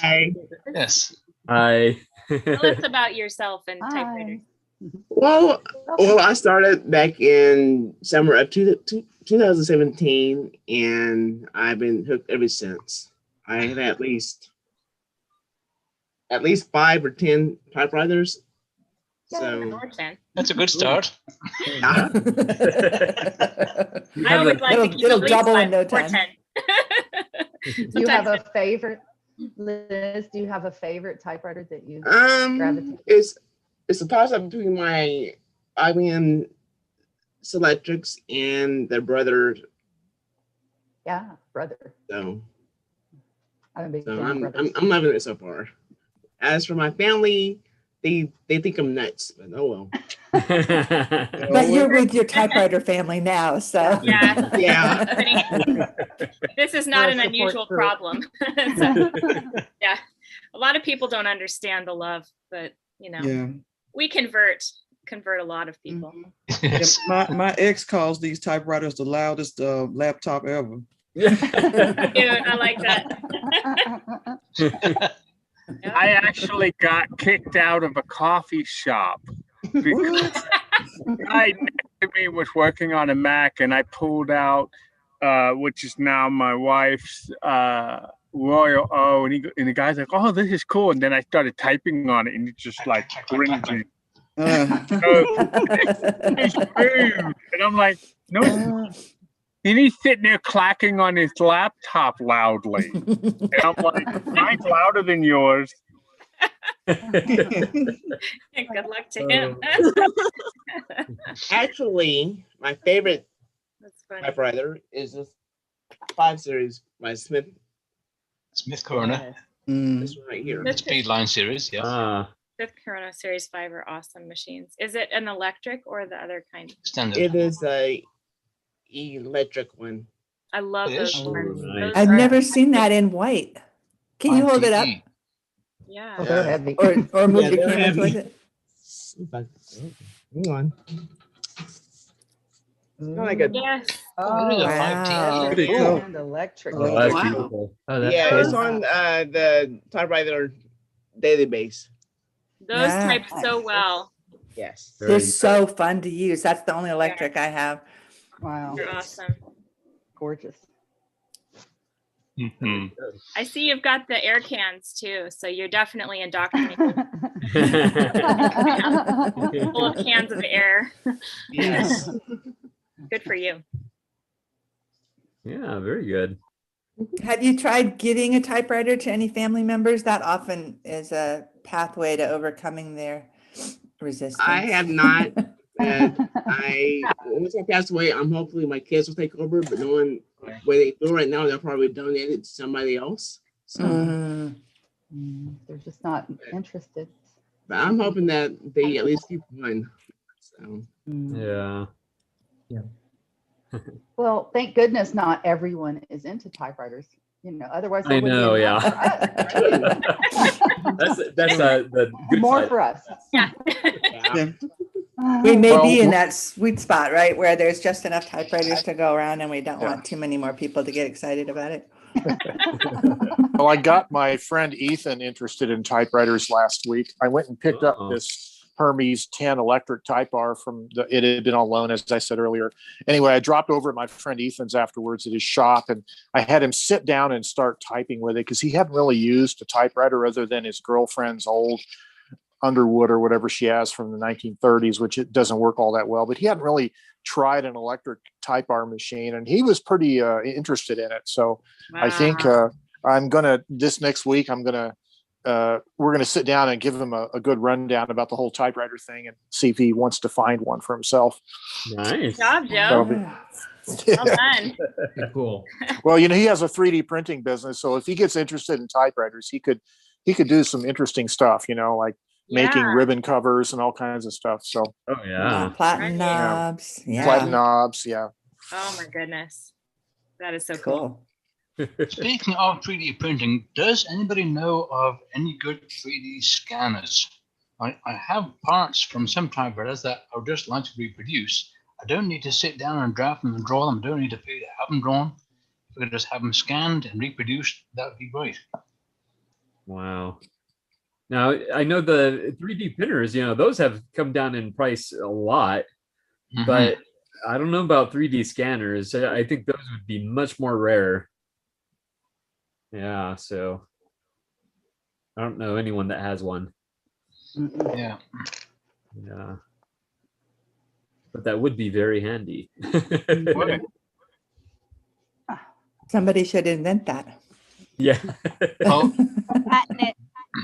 Yeah. they have been invented. The one I've seen was about $5,600 US. Ooh. Oh, that's why they're rare. It's a lot of typewriters. Parts typewriters are a lot cheaper. I was gonna say, yeah. That's true. You could buy a lot of parts typewriters for that much money, huh? Yes. My Underwood was supposed to be a parts, and I got it in, and I was like, maybe I can do something with this. I just started oiling pieces of it. Next thing you know, it started working, and it's one of my favorites now. So now I need another parts. Yeah, she's no longer a part. No. That's how the collection multiplies. Like Yeah. that. Yes. That is so good. Love the stories like that. Yeah. That's better than the one where you get the machine thinking it's a whole machine and it turns into a parts machine. Ooh, That's That's the sad version. Yeah. Had that happen. Now, Liz, what do you mostly use your typewriters for? Journaling and typing letters to other people. Oh, very good. Very good. I think a year or two ago, I typed a letter to Joe, which I had to reply back to now.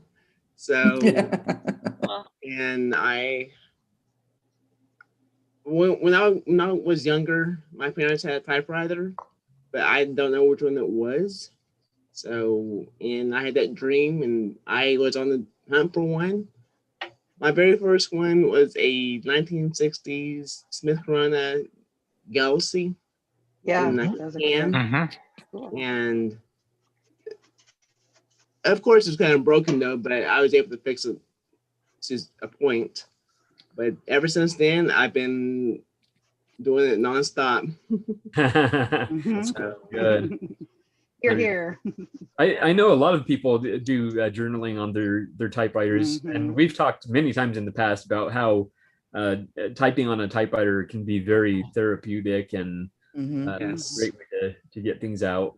So I think it was Bernardo that was talking about journaling with your typewriter. Yeah,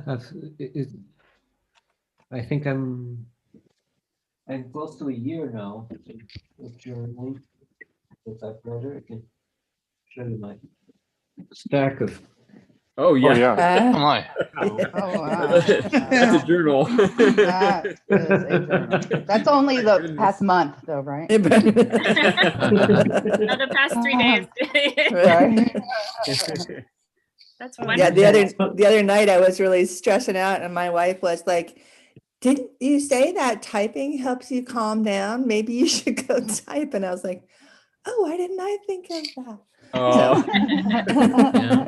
And I thought that was very nice that she thought of that for me. Yeah.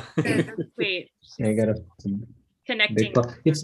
It's nice to look back on all the other typefaces, and of course it's interesting to see what I was doing and thinking.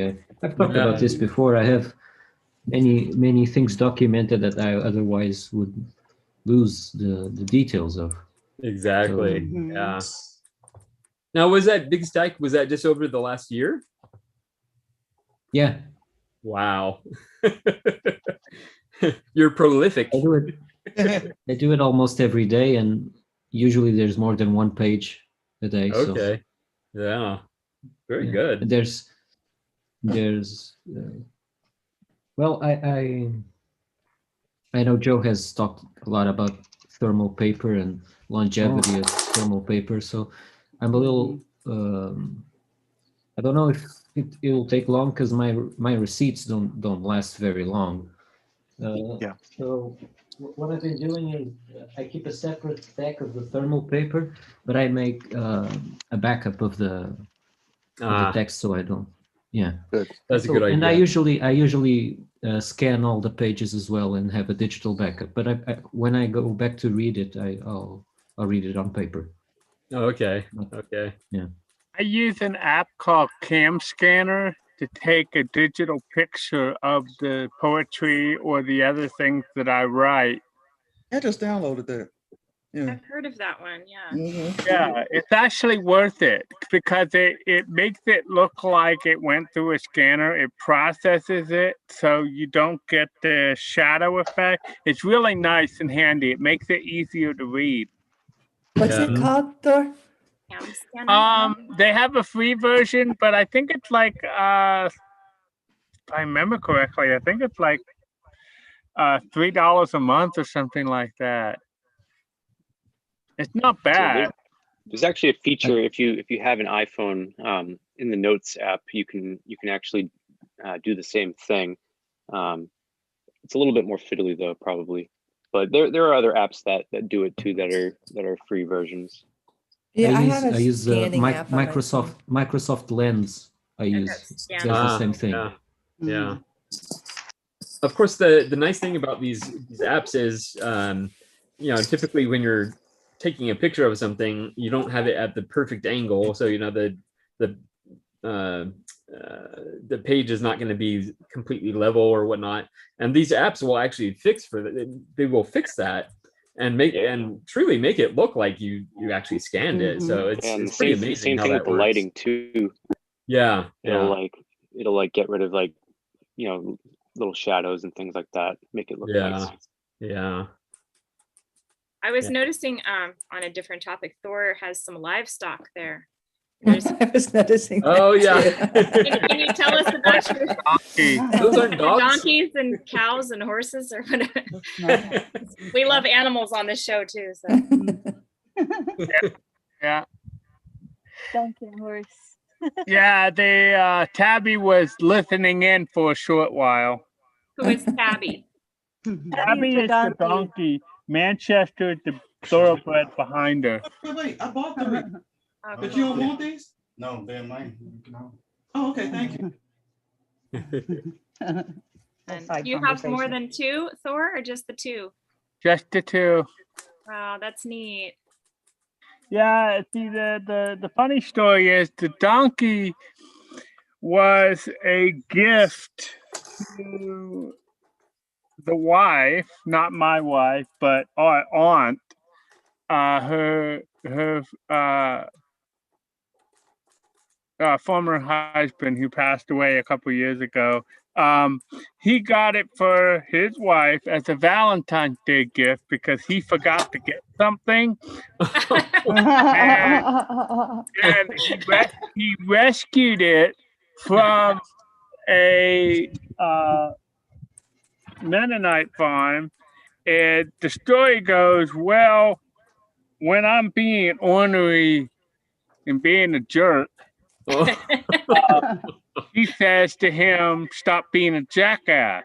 So he says, my reply is, I'm going to get you a Denny to go along with your jackass. I love it. And she said that, he said that she didn't specify what type of equine she wanted. She took artistic liberties. Oh, there it is. Oh. That's a good Valentine's gift. I've never heard of that one before. Yeah, see, there's Tabby there. Oh, what a sweetheart. Pat your hand and promise to buy a pony. When we had our farm in Maryland, there was a Mennonite welding place back in the back and a chainsaw shop nearby, and people used to get so enamored with Tabitha, who would make faces at them and run along the fence with them and stuff like that, that they started stocking peppermint candies so that people could go by and reward the donkey for her show. Oh. I've never heard And the one guy he did the chainsaw stop said he made $50 in 1 month just from the candies that donkey consumed. Oh my goodness. That is one fresh donkey. He is no slouch. Wow. And then my stepdad goes, so what do your animals do to earn their keep? And I said, earn it? They've already earned it.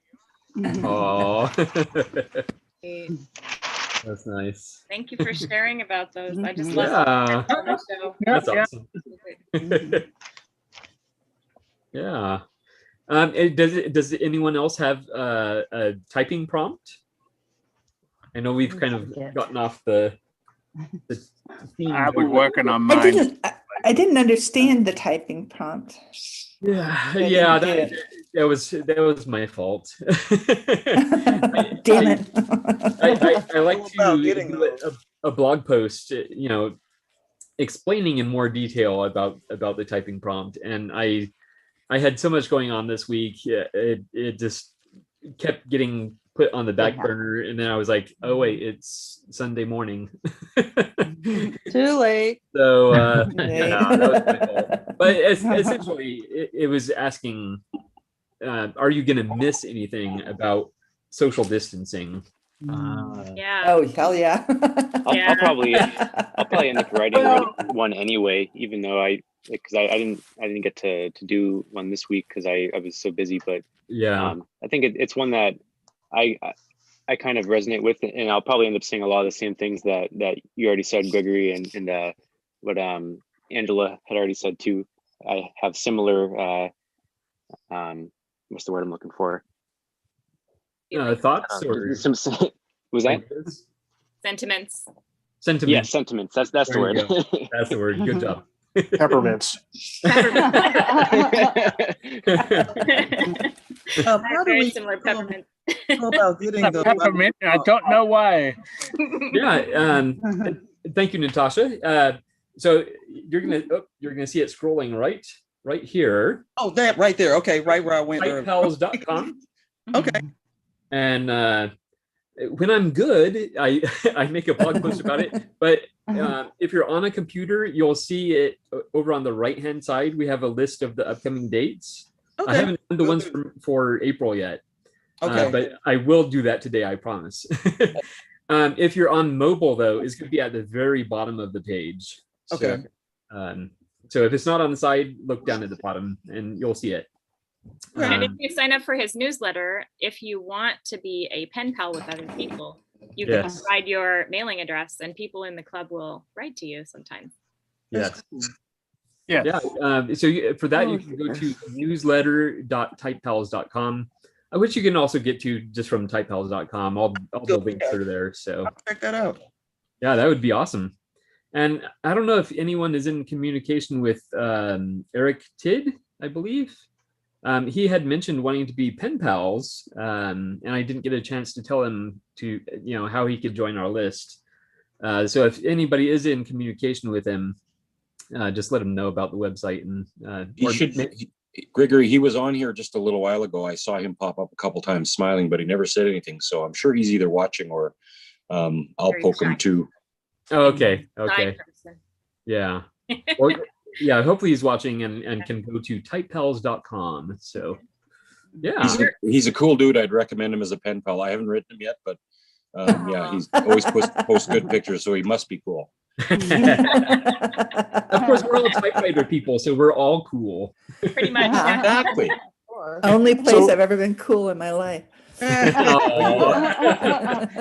Gregory, I was going to kind of respond to the theme for today. I didn't actually type up a piece, but I just had thoughts on my mind about what I'm going to miss about the pandemic. And I'm an essential worker because I work in the semiconductor industry, and somehow the state of New Mexico decided that semiconductor manufacturing is an essential industry because probably the economic impact of the state, because it represents a huge export from the state. But anyways, so I work a compressed work week, and usually on my work days, I'm leaving the house before 6 a.m.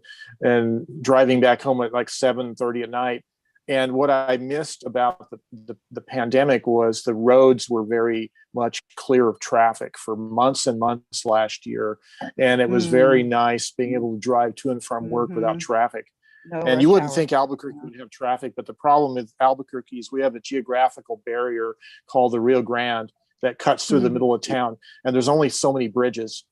There's only a handful of bridges to get from the west side to the east side, and the company I work for is on the west side, and I live on the east side by the mountains. So, you have to the bridges across the river are the bottleneck. So early in the morning and late at night when the traffic is very light, it's a lot of fun. It's very relaxing drive. But now, that the pandemic is easing a little bit, and the infection numbers are starting to go down here.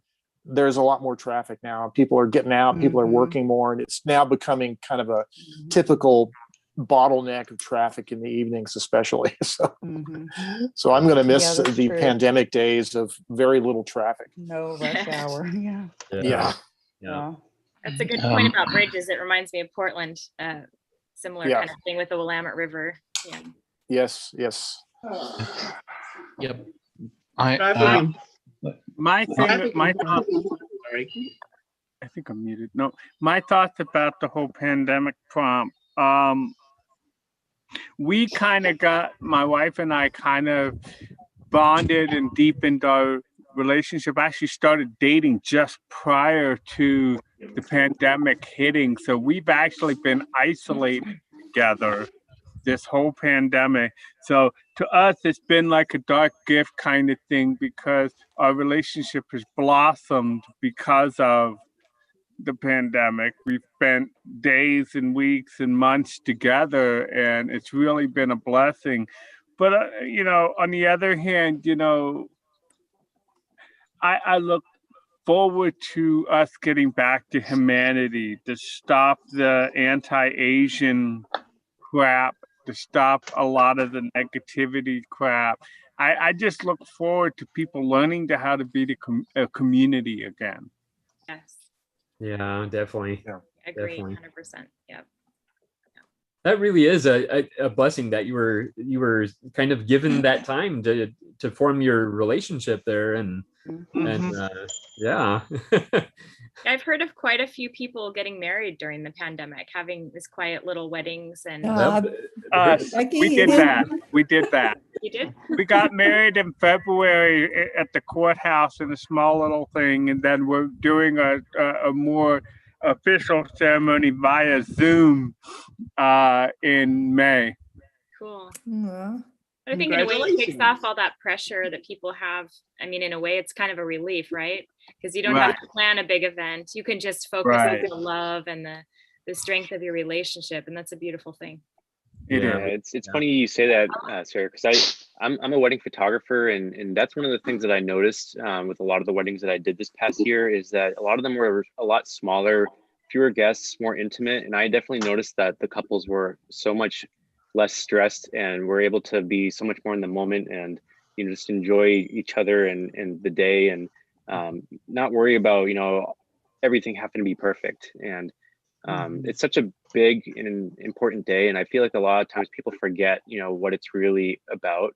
And so it was nice to see that some couples were able to still enjoy everything despite all the hardships and everything going on in the world. So yeah, definitely. Agreed. It's cool to hear that perspective too, Eric, and just to know that you're seeing that. I think that couples that have joined during this time will probably have better marriages than some of these other ones. That's kind of a hunch I have, is that it really, people are understanding what love really is about, and about having that partnership. It's and typewriters. And typewriters. Well, that's a given. It's cool. I think it's really cool to see that, and to know that people are kind of getting a crash course in their relationship, to really dive deeply into it and to take it seriously in a way that perhaps they didn't before. I think it's right. Becky, were you saying that you got married? Becky? I did too. Yeah. Becky and I got married. Oh, I see. You're pointing that way. There you go. Thank you. I put the pieces together. That was a neat Zoom trick. I never saw that one. I know. I invented the transporter. It's really easy. See? I'm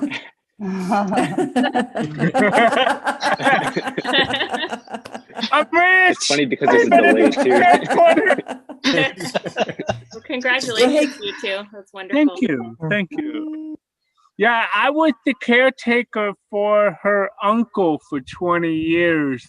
Oh, wow. He had MS, and we knew each other. We'd known each other for 20 years also, but as she phrased it, we spent the last 4 years, actually, minus the year we've been together, 4 years prior to that, it was trying to get past the cousin cooties because, well, I was in her family house as a caretaker. So for her, I was like an unofficial cousin. So she had to get past the cousin cooties.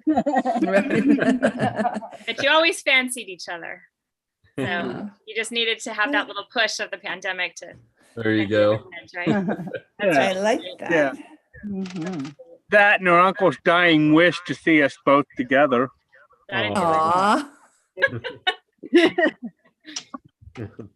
So, because he said, you two are too much alike. You need to be dating each other. Can't let your uncle down. Yeah. He's a cool guy. I inherited his CB radio collection. That's what he happened. Okay. I want to get licensed so I can get a ham radio. I wonder if Joe would know about that. I'm not really a ham. I have friends that are. Okay. But I think the laws have changed recently. I think it's not as hard to get a ham license because you don't have to know Morse code anymore like you used to. Joe is a real ham. He's not a ham operator. I don't exactly. See, do you understand? That's exactly it. I want want to say Indro has a ham radio or knows more about that. I think so. Stuff. Well, I know he has the shortwave radios. Yeah.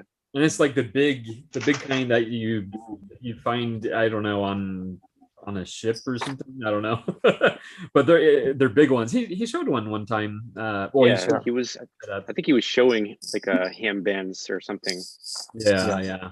I just always assumed they were the same thing. Yeah.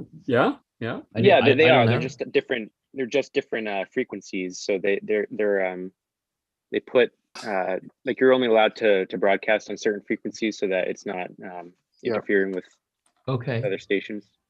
Right. But it's the same license for either a ham or a shortwave. It's the same kind of process. Yeah, and it's a shortwave radio. You can of course listen without a license, but it's transmitting. That is what. And there's different categories like low power and higher power and all that. So I was going to show you guys. I got this letter typed on my Royal KMM on this Apple paper. Then I'm going to include this Taos, Rio Grande Gorge Taos Bridge postcard in there. So Nice. Very beautiful. I have an old Apple G3 that has that Apple symbol on it. The older Yeah. My first computer was one. It was an Apple IIe. Wow. Oh yes, I remember those. Yeah. Back in the day. Yep. Yeah, I had one of those too. When my wife and I were passing through Taos decades ago, and I'll apologize in advance for my language here, but we got behind a truck, and it was a Taos septic service. Your shit is our bread and butter. Took a picture of it and had it hanging in our bathroom for the longest time. Funny. We laughed so hard. Oh, man. That's funny. I feel like there's a lot right of to the puns that you point. could do with that. I don't think about that one. I saw a septic truck that said, "Your shit are flowers."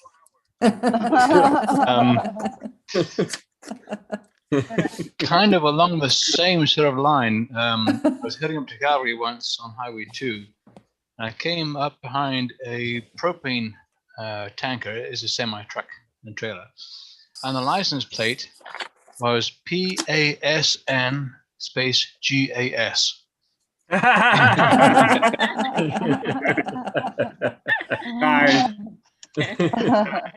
good. So in my line of work professionally, one of the vendors that made equipment for our factory was headquartered up in Boise, Idaho. And we used to go up there for training. And there was a propane business that was down the street from the company that we went to.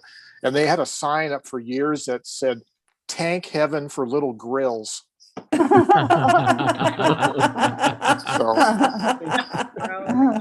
and I was telling somebody about that just a few years ago, and I said, "Here, let's go look on Google Street View," and it was still there. The sign was still there. Oh wow! That is great on so many levels. Yeah. Oh, hey, speaking of typewriters, wasn't somebody looking for a pink Futura the other day? Was it you, Gregory? Who was that? Well, I am. No, Sarah hated her. She wanted to throw hers out the window, right? No, I wasn't. I wasn't enamored of it simply because it had a very bad skipping problem and I didn't know how to fix that. I ended up selling it to someone who is a collector and he knows someone who will fix it for him. And the aesthetic was really good for them and they enjoy it very much. And I think it was a good thing all around. And then I met somebody through that process, another person that wanted to buy it from me, who has now gone on to purchase a broken machine that she's fixing up, and she's very excited about that. So, you know, contagious thing. But yeah, but I don't want, I'm definitely not seeking a pink one, but I know Gregory needs a pink and a green to complete his collection because he's got the blue and the gray, I think. And oh, that's what I thought. It was Gregory. So there's one on offer up here for $95. And if you want me to get it for you and send it to you, I would do that. Oh, wow. I mean, I wouldn't pay for it. You'd have to pay for it. But anyway, we can talk. Obviously. How much do those typically cost on average? Got enough gifting. I mean, I sold mine for $100 to the person that I sold it to, and it was in like practically new shape, except for the skipping issue. Otherwise, it looks like it had hardly been used since it was bought. Wow. Yeah. Wow. Yeah. I have no idea what shape this one is in, but But I think that's about what you would expect to pay for those, if they're in good shape. Well, San Diego prices, it's probably a deal. I would think so, yeah. You're right, Gregory, you're not very far. I could even drive it to you. Yeah, I would meet you halfway. We could meet Yeah, and if halfway. you see a green one on the way for like $5, just pick it up, stick it in the car. I know a parking lot in San Clemente we can meet that I have exchanged typewriters and money. Like a drug deal. You got the goods. You have my email. You can email me about it, or you can just look on the offer up San Diego and see what you think of. Yeah, definitely. I will be in touch with you about that. I did see one. Was it on? I don't know if it was on eBay or Shop Goodwill. There was one on there. Oh yeah, Shop Goodwill has one, I think, right now. Yeah. Shop Goodwill has like 3. Yeah, there's a pink one and a gray one, and there's at least 2 of them. Not that I was. I mean, when they say pink, looking last night. this particular pink is not the same as the pink that you have with the Quiet Deluxe. It's a different Right. shade. It's really a brown salmon. Yeah. Yeah. And The one on Shop Goodwill is actually billed as a salmon Futura, so somebody's Right. wising up there. Yeah. I saw that one too. Yeah. They're getting the lingo. But it's always risky when you buy from Shop Goodwill, right? As far as if it's going to get shipped Yes. properly. Yeah. Yeah. I've always had good shipping with them, but then I send them massive Yes. instructions. Yeah. I And they here. don't usually pay attention. Yeah. Yeah. I've lost 3 that way, but then I've also gained quite a few good ones. Yeah. I've had quite a few that were destroyed from Shop Goodwill. Yeah, I think I've lost about 4 or 5. Aw. Yeah. And I lost one, and it was because I was too lazy to drive to Portland from Eugene when I lived there, and I had a KMM shipped, and they packed it perfectly, but I think it got dropped on its front corner from a height, and it had shattered the frame and smashed it up. But it went The to heavier parts. machines don't do as well with shipping. I've heard this with Yeah, like, I'm never going to mixed ship a standard electrics. again. Yeah. That's how I learned that Unless it's very crazy. sad lesson.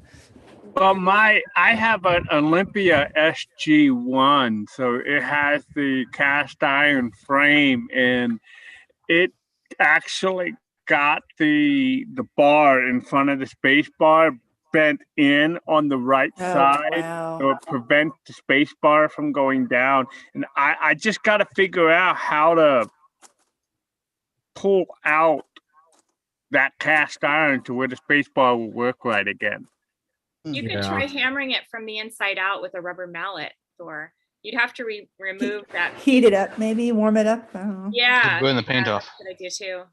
Yeah, but put maybe Yikes. something soft underneath so you protect the paint, like a towel or something, and then use a rubber mallet, not a hammer, but something that's a softened edge. I've had good luck hammering out the bottom of a Hermes actually that way. But cast iron with a rubber mallet, would that actually work? Oh, I don't know. Maybe not. Well, with the cast iron, I don't know, because you they need can heat. tend to be cast iron can tend to be brittle. That's the thing. Yeah. That's why, like, if you drop an old sand, see, there's different types of cast iron actually. The really old stuff, like the 1700 things like that, is what they call sand cast iron, and if you drop them, they shatter like glass. So the newer stuff is more like pressed or molded cast iron, and that's a little stronger, but you still got to be careful because it can shatter. That's why if those cast iron stovetop trays think that you put on stovetop, if you ever have them really hot and you drop them, they will shatter. Interesting. I didn't know that. Mm-hmm. Yeah, I lost a whole pot of chili that way once. Oh, man. Just exploded. Hey, speaking of shipping typewriters and damage, how did your typewriter from last week turn out, May? Oh, the the Corona Sterling. So it was just cosmetic damage. So the typewriter still works. I haven't cleaned it yet. It's still dirty. And they offered to take back, to return the machine. Or they said, if you want to keep it, how much of a refund do you want? And so I spent $136 on the machine. I said, well, just refund me $100 and both parties will be mildly satisfied. So that worked out okay then. I still paid $36 for the machine, but with I a think that's scar a good, like that, that's a really good I outcome. think it's a good actually. trade-off. Because I didn't want to give the machine back. It's still a nice machine, even if it has a little scar. Everything is still there. It looks like it'll work fine. I just need to clean it up. So win slightly. I do have a question about, does anyone have an Erica? No. Well, my this one doesn't cousin, have feet. my and I'm cousin, wondering what the feet look like. oh, Where's Tim? my cousin Jason does, but He's probably sleeping. So in the meantime, I'm trying to John, what make was the feet.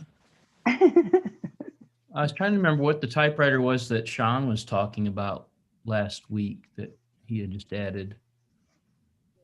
Oh. No idea. No idea.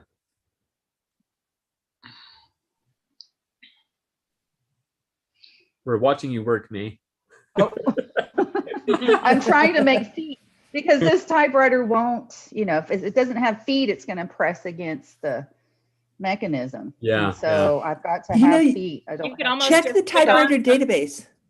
If you check the typewriter yeah. database, sometimes people take pictures of the Pictures undersides of of the the machine. bottom. Oh, yeah. Oh, yeah, I Good see you idea. got some Good cork idea. there, so you're just gonna stick it on. That's Yes, fine. Just do that for now. I'm going to try to cut the cork for now and stick it in there just so I can work on the machine, because if I put the machine down on flat, everything's It going to won't. smash up. Well, Yeah. May, you could even So I'm put like making double-sided. temporary feet.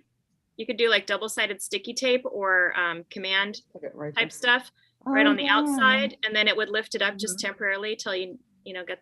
I bet that would work. Those little pads. Yeah, because look how flat it idea. is. Well, you could do it with your Yeah. cork. Yeah, just stick it on with cork. That's Even what if- I'm going to try to do. Of course, the first thing I think is for when you're working on it, just set it on four hockey pucks. You send us some on each Canadian quarter. hockey pucks. That's a good idea. I think that's something you've got in Canada, but not in Arkansas. Right?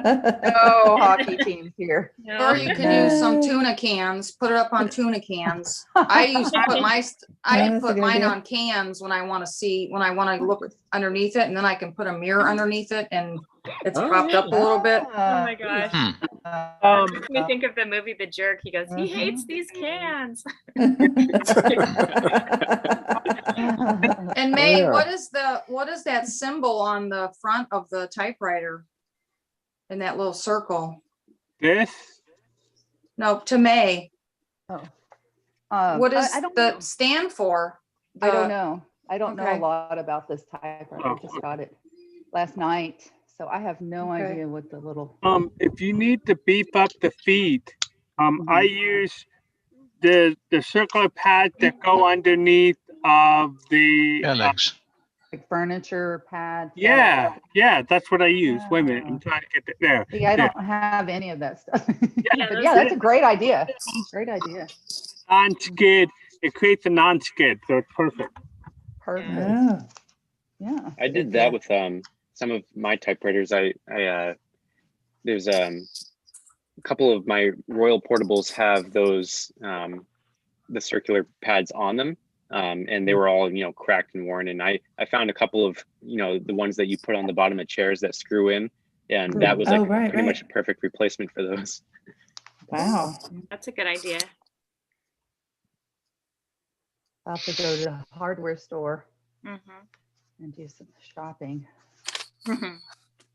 Now, Natasha, I wanted to ask you about your writing process, particularly with typewriters. How does that fit into the whole book writing process? Well, I just started writing with it. What I've been doing, because usually, of course, I use my computer for writing, but now I want to use, because my characters are in marriage counseling, right? In 1963. And so I want the marriage counseling to look just like it would in 1963. Like I actually typed it up. You know what I mean? Nice. So that's so I'm gonna Nice, cool. scan it up and then put it in as make it part of the novel, which the name of the novel would be The Charmed Life of Lucinda McMillan. So we can say we knew you win. And you have a book coming out next month, right? Next month. It's coming out through Acadia Publishing. It's called Abandoned North and South Memphis, What's Left Behind. Okay. That's available on Amazon? It should be, because now they're emailing me about doing the promotions for it. Like I might have to do some book signings and stuff like that, which I'm kind of nervous about because I haven't gotten my COVID vaccine yet. But I want the Johnson & Johnson, but I can't seem to find, because I can't, because the timing, a lack of timing, I can't do the the 2-part vaccine. I need to get the single as soon as possible. If I'm going to be doing that, and other type of promotions I have to do. And then I have books on Amazon that I self-publish too. So yeah. Nice. Now here's one of my books here. Let me zoom in on you real quick here. The 15-year itch. Ah. And then what's your last name that we can look up under Oh, there? I'm sorry, Rawls. Oh, cool. All right. So we can look you up under RAWLS. Yes. Awesome. That's very wonderful. good. Cool. But that's self-published, but I'm trying to get my fiction published per se, or out there more. So that's what I'm doing now. And I use my typewriters for that, for certain parts of the book to make it more authentic. I love that. Excellent. I love that, the visual element of that. And plus all the typewriter people are going to go crazy. Yeah. That's great. I'm just looking this up on Amazon. Well done, Natasha. Thank you. Do you have an author website? I do not. Right now I'm just using, well, I need to develop one, seeing that I'm back seriously doing it. Because this book, I finished it back in 2013. So it's been out there a minute. And I did have an author Facebook page, but it just died for a while because I went into photography, and I went into I mean, this is one of my main cameras here, which is a Fujifilm X-T1. Yeah. Nice. And so I went into that head first, and I actually got published in photography and everything. I mean, I almost got to see this pandemic. This pandemic. In March of last year, I was supposed to be in an art gallery in Houston, my photography. And it didn't happen. That was right when Houston got hit hard by the pandemic, and I couldn't go, and we didn't do it. So all I have now is a poster of what could have been on my wall. Yeah. And then all the stuff I paid for to put, because you have to, pay for your prints to be done. Then they put them up, So. It'll happen again. Yeah, I really hope so. hit the arts hard. I know. Yeah. It really did. Yeah. And so now I'm back into writing over the past few months. And typewriters, I said, look, I'm gonna do those again, because like I was telling the people earlier, anyone new that came in since I spoke, I had 2 typewriters back in 2013, and I got screwed on one, said it worked and it didn't when it came in. And the other one, I knew it was bad because I bought it at a secondhand store. I tried to work on it, and then it was a fail. So I just kind of walked away from it for a while. Yeah. But you're back into it now?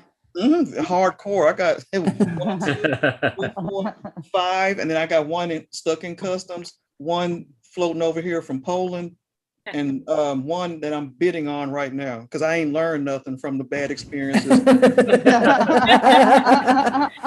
See, but you have the typewriter math thing down. And I was like, how many typewriters do you have? Well, like, do you count the ones that are stuck in customs? Do you count the ones you're bidding on?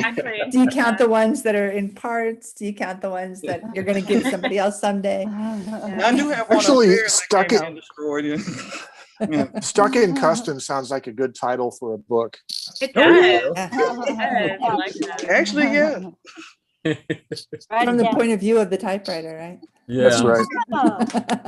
It's not busted because Canada, this is the same. Okay, this Royal came in slightly busted with the carriage wheel was busted on it. because of shipping. So Yeah. I had to go and pay $50 for parts and then have the parts sent in, and I fixed it myself. But I'm scared about the Underwood because the Underwood is a standard, like you were saying, you know, get no ship. That's scary. It's the same shipping process from Canada. I'm wondering if they beat it up and they scared to ship it. That's what I wonder. I'm scared, you know. Yeah. So it's a big old Underwood, yeah.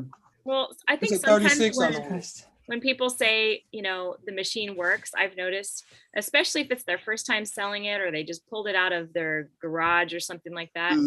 I think that what happens is people will literally type 1 or 2 keys, or they'll just they'll press a couple and they'll go, and that they're not really giving it a work, you know, they're not working it over and really checking all the keys. So I think that happens a lot. And I don't know if it's that they're necessarily trying to pull the wool over your eyes. I think they just don't know. It depends on the seller, of course, but yeah, some of them do say, I don't know anything about typewriters. I don't know. I'll pull it out. I'm like, no, I love those. Those are the best ones. Cause then you're like, I'm like, I don't know.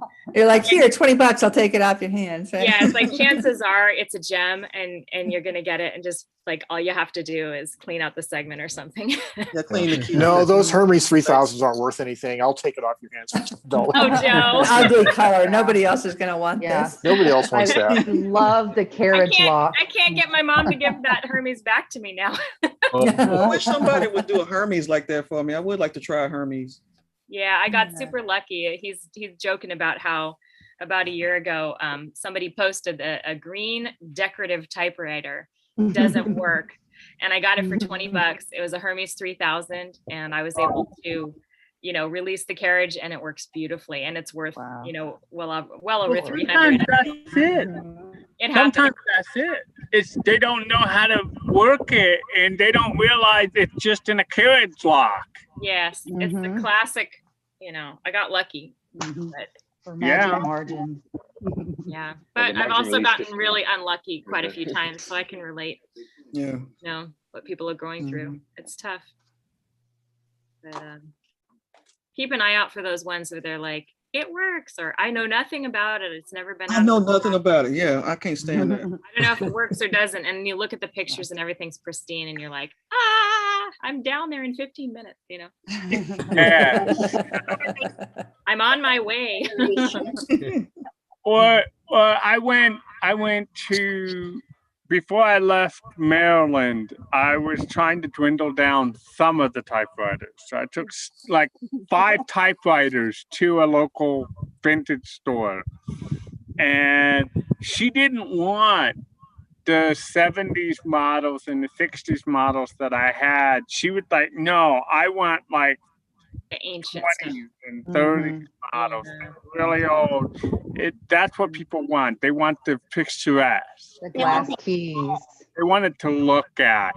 And she took 5 of them off of me. And then she was like, oh, I forgot to tell you, I'm not going to pay you cash. Like, what's she going to pay you with? So I said, what are you going to exchange this with then? She goes, oh, I have a typewriter that nobody can figure out.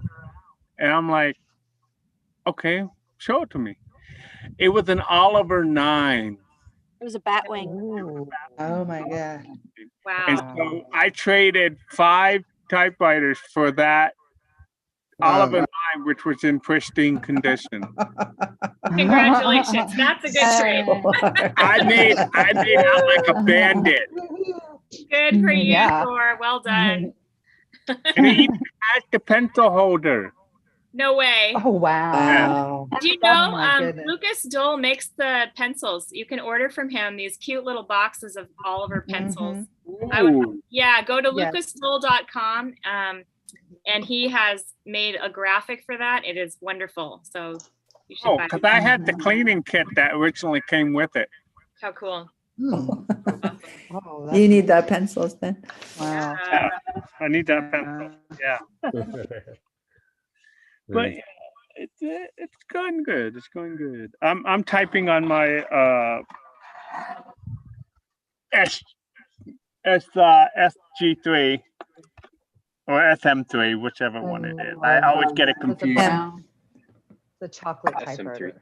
Those are Was nice. it maroon? SM3, You, yeah. you wouldn't be holding the SG3 in your hand. Yeah, not like that to your head anyway. Is G for grande? Yes, it's Yes. for gigantic or something. Oh, if it's Ours in German. German, it's Grossa. Grossa. Grossa. Yeah, And the gross. M is for Mittel, right? Yes. Oh yeah, yeah. Yeah. Yep. And what's the SG is Schreibmaschine groß, meaning writing machine big. SM is Schreibmaschine mittelgroß, meaning middle writing Middle machine size. middle big, or literal translation medium. Yeah. And the SF is Schreibmaschine flash, meaning flat. That Really? makes sense. Yeah. And nein, Danke. ich spreche keine Deutsch. Danke. I lived in Augsburg for 4.5 years. Aha. Oh, ausgezeichnet. Yeah, I graduated. I graduated from Augsburg American High School back, and they had a toss up between Ulm and Augsburg to see which base that they were going to close, and then they decided to close Augsburg. So the class 98 was the last class for that base before they closed it. And I was in 96. So my graduating class was only 21 students. Wow. Amazing. Yeah, it was pretty intimate little group. We all were in one class for like senior English. Nice. Wow. Yeah, it was pretty interesting. Yeah. And everybody was afraid to date everybody because it's like You're all related, right? something like that. It was all Cousin like, kitties. oh, it's the same class. Yeah. No. Yeah. I'm gonna date you a sophomore. I don't. All right, I have successfully made wine cork feet for my. Let's take a look. Well done, May. Yay! Very cool. Very nice. Is it red wine or white wine? Red. Is there any other? What is this white wine Yeah. of which you speak? This is Yeah. red wine. It's not real cork. It's that manufactured fake cork. That's probably going to be more stable than real cork. But yeah, it's Well, kind of spongy and rubbery. So I think it might work until I can get maybe Ted or somebody to make me some feet. There you go. Yeah, I think this will Better work in than the nothing. meantime. Excellent. I'll take it. Wow, that looks For a good. Did you put them on there? Is that I the call- mainspring that's so shiny or the bell? Yeah, the bell is Yeah. so shiny. Let me find the Oh other. goodness. Bottle of white, bottle of red. Maybe Yeah. a bottle of rosé Bottle of instead. wine. Yes. So here, I threw the other one away, but let me pull one out. So basically, I just cut the cork in half, and then I kind of whittle it brilliant. down, Narrowed it down. and so Oh, it'll okay. fit and plug into the hole. Clever Uh-huh. girl. Nice. Wow. Yeah. Clever. Nicely And done. then I it wouldn't pops have thought- in. That's pops really in good, nicely. May. Thanks. You Kind of could put- also use the rubber insert that you find on some lawn chairs. Oh yeah. Oh, So huh. Lawn furniture, chairs? Yeah. Go buy some lawn Rubber. chairs and I'd rather buy Oh, 4 we bottles of red Okay. wine. Well, I think I like her red wine idea better. Drink a bottle, Bottles of get a red cork, wine. got typewriter feet. and 4 lawn chairs and 4 friends. That is That's cute. right. We all paint them black, so they'll look Drink cute. up, my homies. I need feet.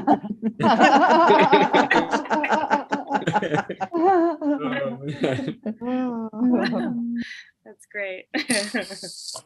So, Joe, do you have Now- any new videos in the pipeline? Well, I'll be doing a video this week about this Hermes 10. Oh yeah. That's my family's typewriter. That's probably the main one. And then I might, hopefully I'll have time to do something else. So we'll see. Yeah. But Yeah. certainly about the Hermes 10. Yep. Yeah. And yourself, do you have any videos? I actually did film a couple pen related videos. So All right. Good. One is a comparison. I don't have the other one, but I have this multi-pen. I already did a video on this one. Oh yeah. But I recently got a Pilot Friction one, because I like to use the Pilot Friction in my planner because you can erase with it. So, right. Yeah, so I like having a multi-pen so I can do different colors and color coding and all that. What was the other one? The other video. Hey, Greg, watch out for those friction pins, especially in the heat, because it'll go blank. Yes, yeah. That's for sure. You don't want to leave it in a hot car or anything. Yeah. But I think you can put it in the freezer and it'll all come back, right? Yeah. That's interesting. So it's like invisible writing. You can make invisible ink out of it. Secret writing. Exactly. Yeah. Secret writing. Yes. Yeah, the one thing I had to adjust to coming from Maryland to Arizona is that I've actually had to turn up the lever that's inside the typewriter that regulates how hard it hits the planting, because when I was back east in Maryland, obviously there was more humidity, so it didn't take as hard of a strike on the ribbon to create the ink. Out here out west, I'm noticing the ink dries up quicker. Yeah. Yeah. Humidity makes a difference. Yeah. So I'm having to turn it up a little bit, which means I just will end up having to buy more ribbon than I did back east. Maybe we need a typewriter humidifier. Swamp cooler. Exactly. Actually, I lived in Tucson 20 years ago, and a lot of people had swamp coolers and stuff. And it really surprised me coming back here 20 years later that people are using air conditioners, because 20 years ago, when I was in Tucson, the air conditioners didn't do much good because there was no humidity. So apparently there was an amount of climate change, and with the industrial farms with watering and stuff like that, and people thinking it's the status symbol to have grass in a desert, that they're changing the environment enough that they've actually increased the humidity. Wow. Yeah, we still have a swamp cooler actually here. We have two of them on our house, but New Mexico is, it cools off in the summertime evenings because, the altitude. We're a little higher than Denver here in Albuquerque, so it cools off to about room temperature at night. So and then of course it gets to freeze down below freezing in the winters. So yeah, swamp coolers still work for us pretty well. Yeah, I'm at 4,300 feet, I think it is, in Pierce, and I'm basically on the other side of the Chiricahua Mountains from New Mexico. Right. So just over the mountains, I'm in that valley. Yep. Okay. Yeah, Albuquerque's nice. I kind of like that area. There was that going from Albuquerque westward, there was this huge progressive hill. I'm trying, and we were I was driving an F-350 with a very full horse trailer full of our stuff. Plus I had a generator and a lawnmower on the back of the pickup truck. And I'm sitting there, low gearing it up this long hill, and I'm white knuckling it the whole way. Yeah. And I'm sitting there like, I've never gone up a hill like this in this truck, and I have no idea how it's going to be. So I just thought, like a trucker, just keep it in low gear, keep consistent momentum, don't worry about revving. And I see people revving it up from wazoo trying to get up this hill, and it's funny because one guy had his window down. He goes, "You got it right. The other idiots don't know what they're doing." And yeah, that's a 9 Mile hill, they call that.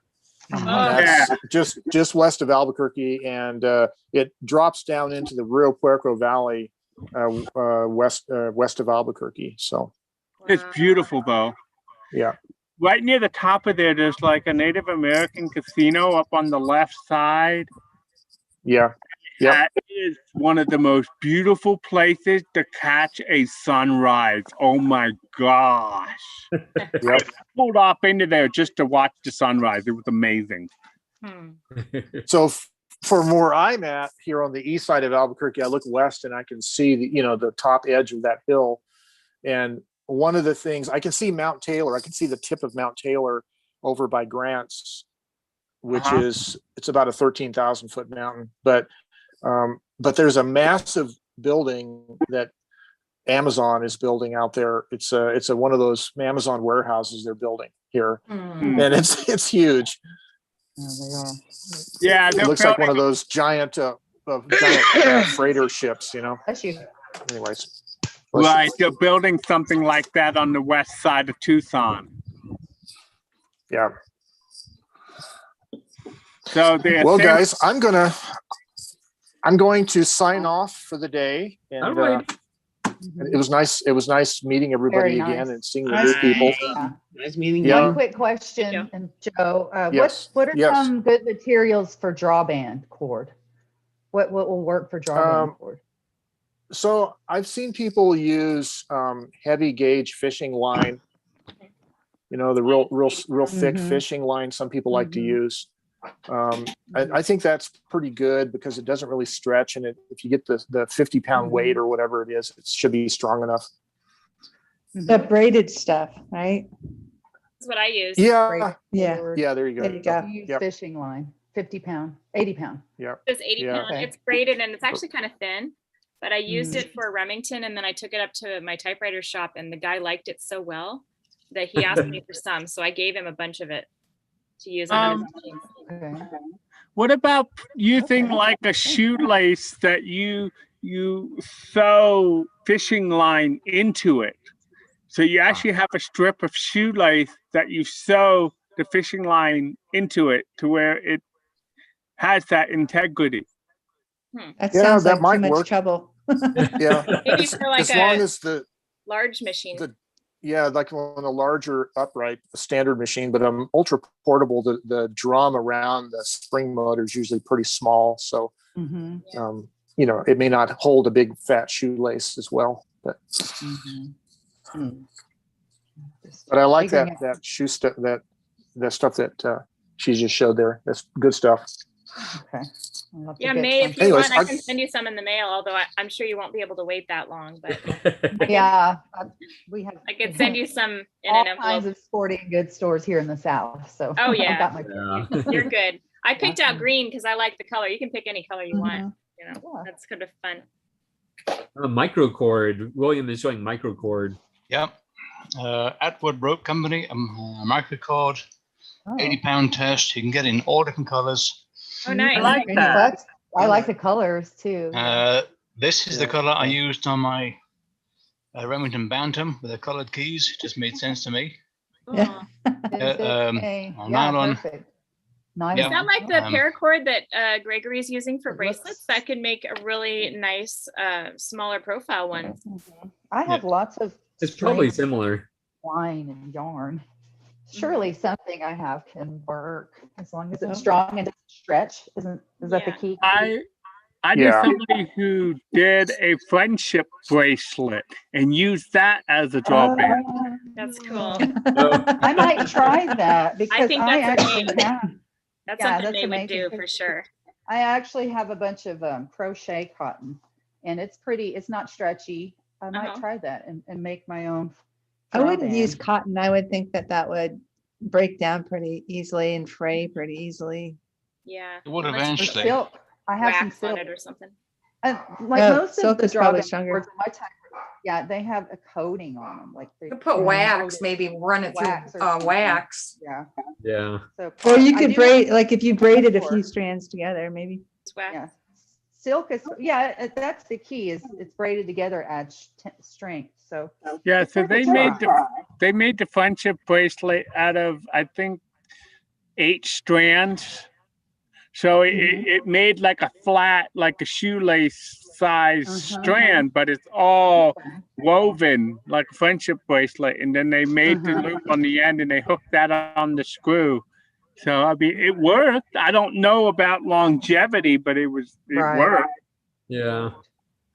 So attaching it, that's going to be a challenge. I don't know. I'll have to watch some Joe Van Cleve videos. You know, if you how to attach the drawband. I don't know if I'd have a video actually. But yeah, I think Dwayne Jensen might have a video about that. Yeah, exactly. He has a video, and then somebody else did a blog post about it. And if you sort of combine the methods, that's Or Dwayne Jensen has videos. Yeah. If you just go to the ATC page and Google drawband or something, there was a post that I made that had combined the Dwayne Jensen video and somebody's blog post and then the modifications that I did, and it worked pretty well. And good. But you know, I will say, like, don't forget also Erica's can be kind of tough. They're a little bit harder. I was going to than say like on a Virtual Royal. Hermans, someone else did a demonstration. I think the video is still up. Oh, that's right. I remember. Right, Kirk Jackson, Nashville Typewriter on YouTube. Oh, yeah. Bernardo. Okay. Thanks, Joanne. And there's also a Typewriter Justice channel. He's on YouTube also. So That's right. That guy's awesome too. Yeah. It's really awesome that we have all these typewriter repair people like on YouTube or Facebook or. It's so wonderful resource. Yeah. Definitely. I have found that some drawbands are harder to deal with than others. Like I was telling somebody recently that a Smith Corona, like a silent or something, sort of the mid-century models were really hard to get the string in properly, and because they did a different design with the mainspring. So I haven't been able to have success with that. With the Underwood, I was able to figure it out, but with the Smith Corona, I had a really hard time. So The thing that I had, like, I did a Erica with my cousin, and we had to, it took both of us for some reason. I can't remember why it was so much more difficult than like doing a Royal or something. But it wasn't the process. There was it's attachment. I don't see how I'm going to attach it easily. It looks like to the mainspring thread. Yeah, to the mainspring. Usually you have to wind the mainspring to make it really tight and create a little so that there's a hole, and then you can poke the knotted piece in through where and then release the mainspring. But you have to have it wound a certain tension in order to get the tension right. You're right. Okay, we had to wind it several times more than we thought for the. And then use like a spring hook or something to poke in there so that you can hold this. Yeah, so that you can like hold it open. Because it'll try to snap back on you. You kind of have to, like Joe would say, you have to hold your mouth right and kind of stick your tongue out the corner. Yeah, it's really one of my least favorite repairs. I just have to really get good at it. And I love it. Too much. I mean, if I wind it too much, will it break the mainspring? It could, but I think it's hard to wind it too much. Too much. Just enough to slip the. You can wind it a lot more than you might think, though. I think we had to do like 12, wind it 12 times or something to get it to open up. Dwayne said like 5. I don't know. Usually it's like 7 times or something, and we had to do a lot more for the Erica for some. I don't know why, but that's why we needed 2 people. Yeah. I find that attaching it on the far side and drawing it through before you do the winding. Some people do it the other way. They attach it to the mainspring first and then try and attach it to the other end. But I find it's easier to attach it to the end of the carriage and then deal with the mainspring. And another trick is when you're trying to thread the drawband through under the carriage, you set the typewriter on the side so gravity helps to pull it down. Oh, yes. Yeah, I did that with the Underwood. That does help. I forgot about that. Yeah. Or take a long piece and it of doesn't wire. have to be very long. Use gravity and also have a spring hook that's extendable if you can have one. A piece of wire with a small loop on the end. A hanger, maybe?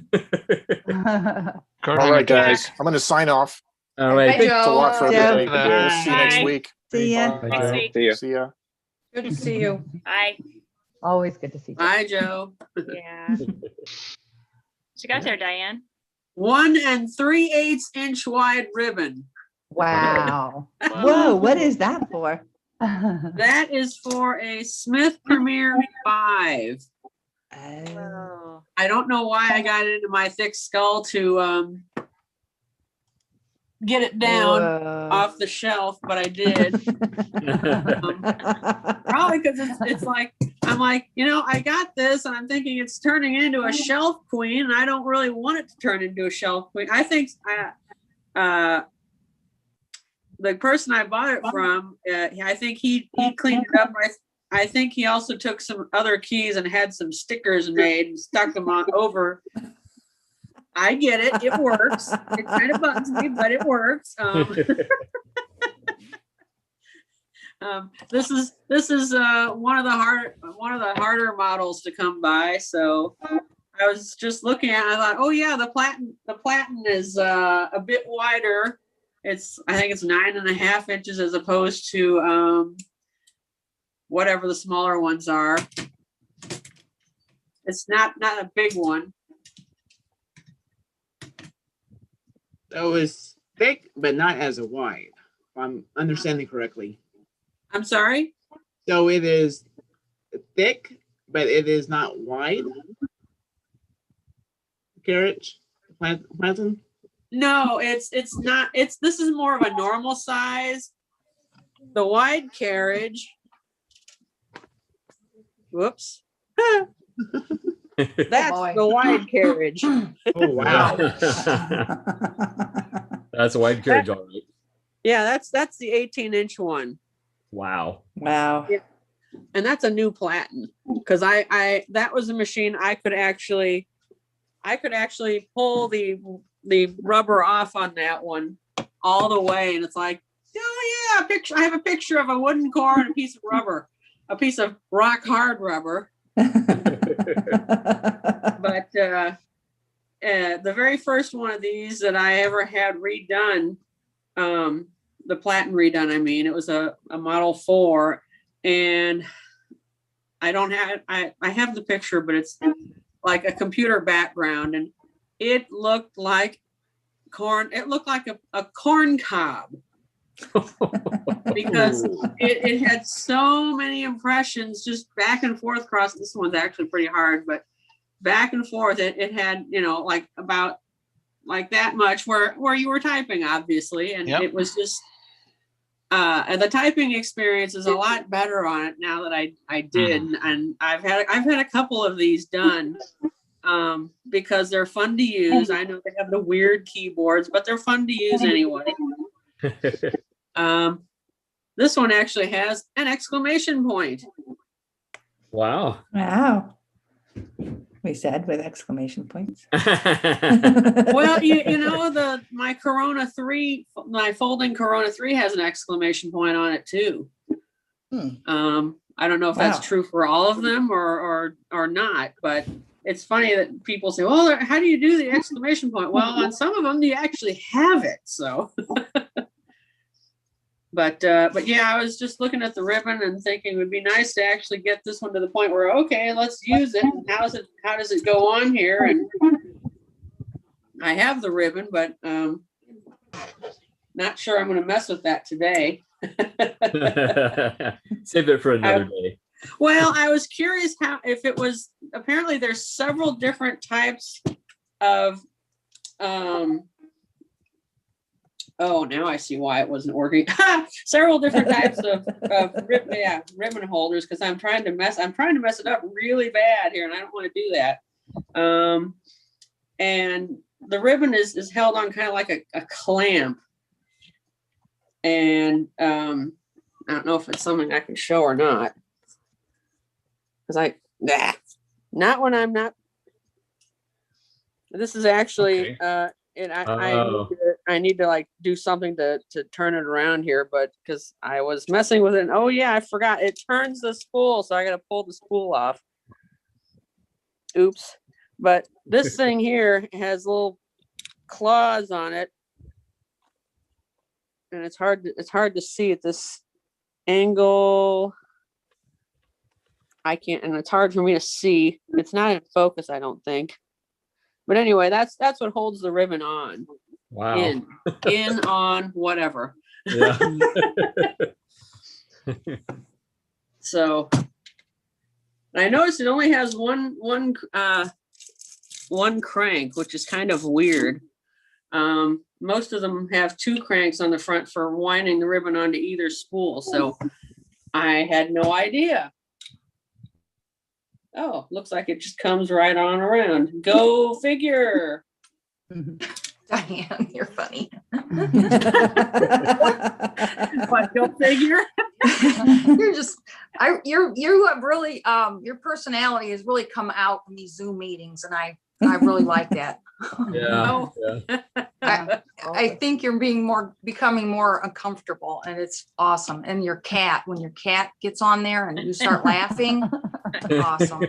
Well, he knocked my iPad down and it broke the timer on my lamp, and several of the buttons had flipped out, and I'm on the floor collecting them, and I stuck them back in the mechanism. I'm just like, oh, perfect, cat. Thanks a lot. I mean, he didn't mean to, but no.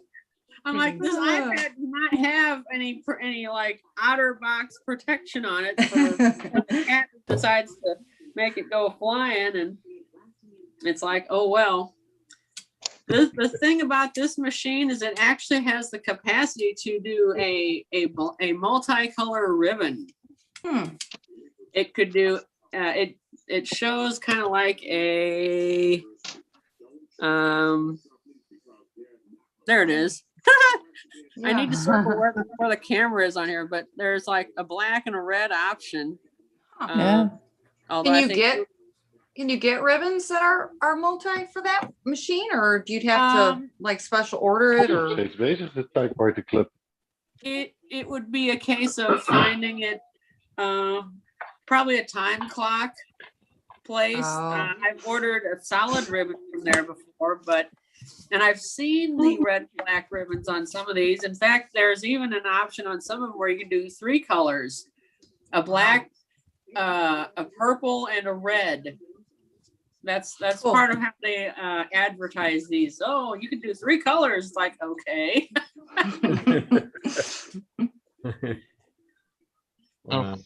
From what I understand, purple ink was traditionally used for inter-office memos.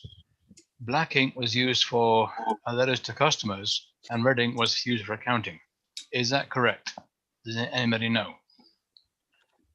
In the literature I've seen for these, they mentioned the purple ink as being for copy. I'm not sure what that means, but no, I don't really know. It sounds good though. Indro, how are you? I'm good. Can you hear me? Yes. Here he is. Yeah. All right. Yeah, I'm good. Very good. Very good. I didn't expect you to be still here. A few more minutes anyway. All right.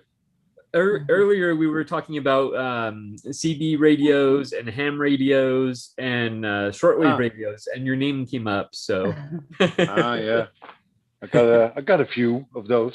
Yeah. Now the ones you have, are they considered shortwave radios or ham radios? Well, it is shortwave, but I think the same name is ham. Okay. Yeah. So, yeah, I don't know. I think it's supposed to. It means the same, I think. Okay. I guess when I think of a shortwave radio, I think of just for listening, and then when I think of ham radio, it's like a 2-way communication. So, how about a turkey radio? What was that? I said, why do we have to have a ham radio, and why can't we have a turkey radio? We have effing ham, Illinois. How about effing turkey, Illinois? That's what I'm saying. Right, Diane? Why do we have to have effing ham? We can have effing turkey. Oh boy. Well, I just figured out how to get that back, and but yeah, this ribbon, I turn this off. It kind of goes in here, and this clamps. Boy, it is hard to see, isn't it? I actually kind of need a light of some sort, but I'm poking the ribbon in there, and I close the jaw, and there it is installed. I'll turn the light on. So there it is installed. Because this little thing is the little teeth. It's on a little plate that moves like this to open and then close again. My cat is going after reflections, and I cannot keep that light on too often. My Olympia SG1s are taking the brunt of that, and it's like, seriously, cat, what are you doing? Well, I would love to get my Olympia SG1 working. That's my big key. That was one of my holy grail machines. Excellent. But you had the SG3? Looking at the clamp on your ribbon winder there, make sure I've got almost looks the same concept as the ribbon clamp on the early Remington spools. I don't know if you can see that. They probably are, because they're probably similar vintage. Yes. There we go. Sorry about that. Oh. There you go. There's Oh yeah. Yeah. Yeah. Yep. Oh yeah. I've never seen one like that before, but yeah, that's kind of a smaller version of this. Huh. So the ribbon goes in, and the clamp goes over, and locks down, and holds it. Yeah. Okay. Yep. What model of Remington is that from? This is from the little Remington Envoy that I've been getting tasked to work with. Oh, okay. Am I getting feedback here? No, you sound fine. Yeah. Okay. Yeah.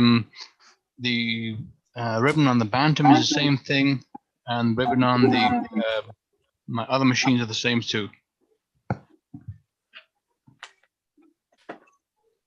Excellent. Whoop. Oh, I think there you are. I just switched to multi-person screen. Oh yeah. Excellent. So we're at the 3.5 hour mark. So does anybody have any last minute things they want to talk about or show, or any type I have something. Do you guys remember let me switch this to the other way. You remember this machine from last week? My Underwood? Yeah. The problem that I noticed when I was using it yesterday, when I would go to line advance, to the next column, sometimes it would be right, but then other times it wasn't like advancing all the way up. So my lines were running into it. You know what I'm saying? They were real close together. So I don't know, but if I do it really fast, if I really hit the return lever fast, I can get it to be in the right way. But if I go slow, it doesn't shift it up enough. So I don't know if I just need to clean it some more, or if it's just, I don't know. I don't know what to do. So, or I guess I just don't know what to do. I don't know if my paper's slipping, or, you know what I mean? Why it's not doing it right. So I don't know what to do. Yeah. I'll take a look at my Underwood 6 and see if that tells me anything. Okay. Cause I mean, I just don't know what to do with it. So, I mean, if I have to just the rollers that go up against the planting, see if you have a flat edge on that. Yeah, they're not, none of them are flat that I've noticed. Okay. It just seems like sometimes it's just not gripping. Yeah, like gripping hard enough to where the paper's maybe slipping is the problem. So yeah, I have that problem with my pour bank where it's slipping because it doesn't have the right tension. Like right now, I can turn this platen and it's wiggling back and forth in here. I don't really think it should be doing that. No. No. It So I'm gonna almost have sounds to, like the detent spring is not locking into the lines properly. okay. I don't, Or yeah. is your line finder loose? Does it have a line finder? What do you mean when you say line finder? Line finder on the Smith corners is a button you pull out of the end of the. Oh, that, yeah. That, I mean, that seems to be doing fine. I can do that. And it locks in properly. Yeah. Yeah, but Okay. it is kind of having some movement here. So I don't know. I'm gonna have to just sit there, I guess, and just look at what's going on and see if I can figure out, I don't know what's going on, but I can still make it work. So it's fine. I mean, I'm not gonna, throw it to the curb or anything, but I thought, until you use it, you just don't know, if there's a problem or not, Yeah. So, but I still like it. You just have to be aggressive with those carriage returns. Yeah, I think I just have to slam it over, I guess, which I really don't want to do. I don't know. want to be, it just seems kind of rough, but Yeah. that's all. Okay. Yeah. And you're going to be here next week even though it's Easter? Are we- Actually, Diane did remind me, and you reminded me again, that next week we will not be having a meeting because it is Easter. Okay. So whenever a major holiday falls on the meeting date, we don't have the meeting. So I think last year, I don't remember what it was, we had to skip a meeting. Thanksgiving or something. Christmas maybe. No, Herman's.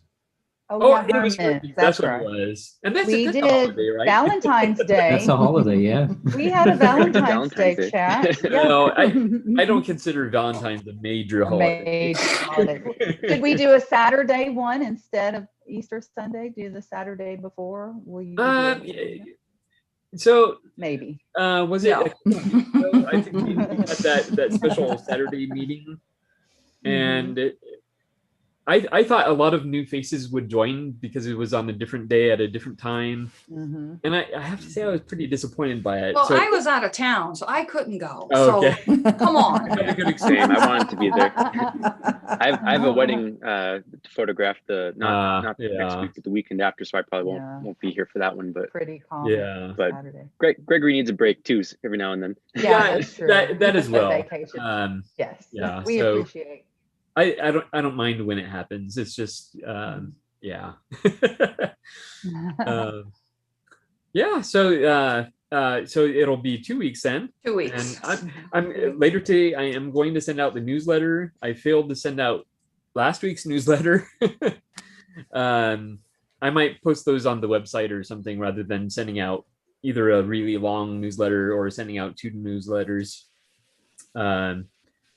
But I'll get that sent out today, and then I'm also going to update the dates for the new month for April, and get those dates and the typing prompts established. One thing I'm thinking of doing for the typing prompts is, at least for a little while, going in a slightly different direction. Maybe having like a starting line, like a first line, and then people continue. Yeah. So we all start with the same first line, and then we see what direction we go in with it. I like Then all hell breaks loose. Whatever. So hopefully that'll be a fun thing to try, and we'll see how that goes. Yeah. I personally was happy to put faces with names. Yeah. Yes, and it's good to hear your voice, Thor. So. Yeah, because we've only conversed on Facebook and through our letters. Right. Thor is one of my pen pals, so yeah. So and it was a lot of fun seeing those wartime typing discs. That was pretty amazing. So thank you for sharing those. No problem. No problem. I thought you would enjoy that. I did, and I'm gonna probably post those pictures on the website as well. So I have my work cut out for me today. No problem. Gregory, I want to thank you, Gregory, for doing this because you're such a great host. And I know it's a lot of work to do newsletters and to keep things updated on the website, and you make it look so easy. I'm very, very grateful. I know how much work it is. So thank you for all the work that you put into it. Well, Please never feel bad if you're late or behind or whatever. You know, we just like showing up here. Yeah, you're doing us all a service. We're very thankful to you, Gregory. Thank you. I feel the love. Boy. All right. So I think we're gonna call it quits here, unless again anyone has anything else. But yeah. All right. See you in a couple weeks. Easter. Yeah, enjoy your Happy weekend. Easter, everyone. Yep. Yeah. Thank you. See y'all later. So much. Bye. See you later. Bye. Thanks, Gregory. Bye-bye. Bye. Thank you. Have a good one. Thank you. Bye. Bye.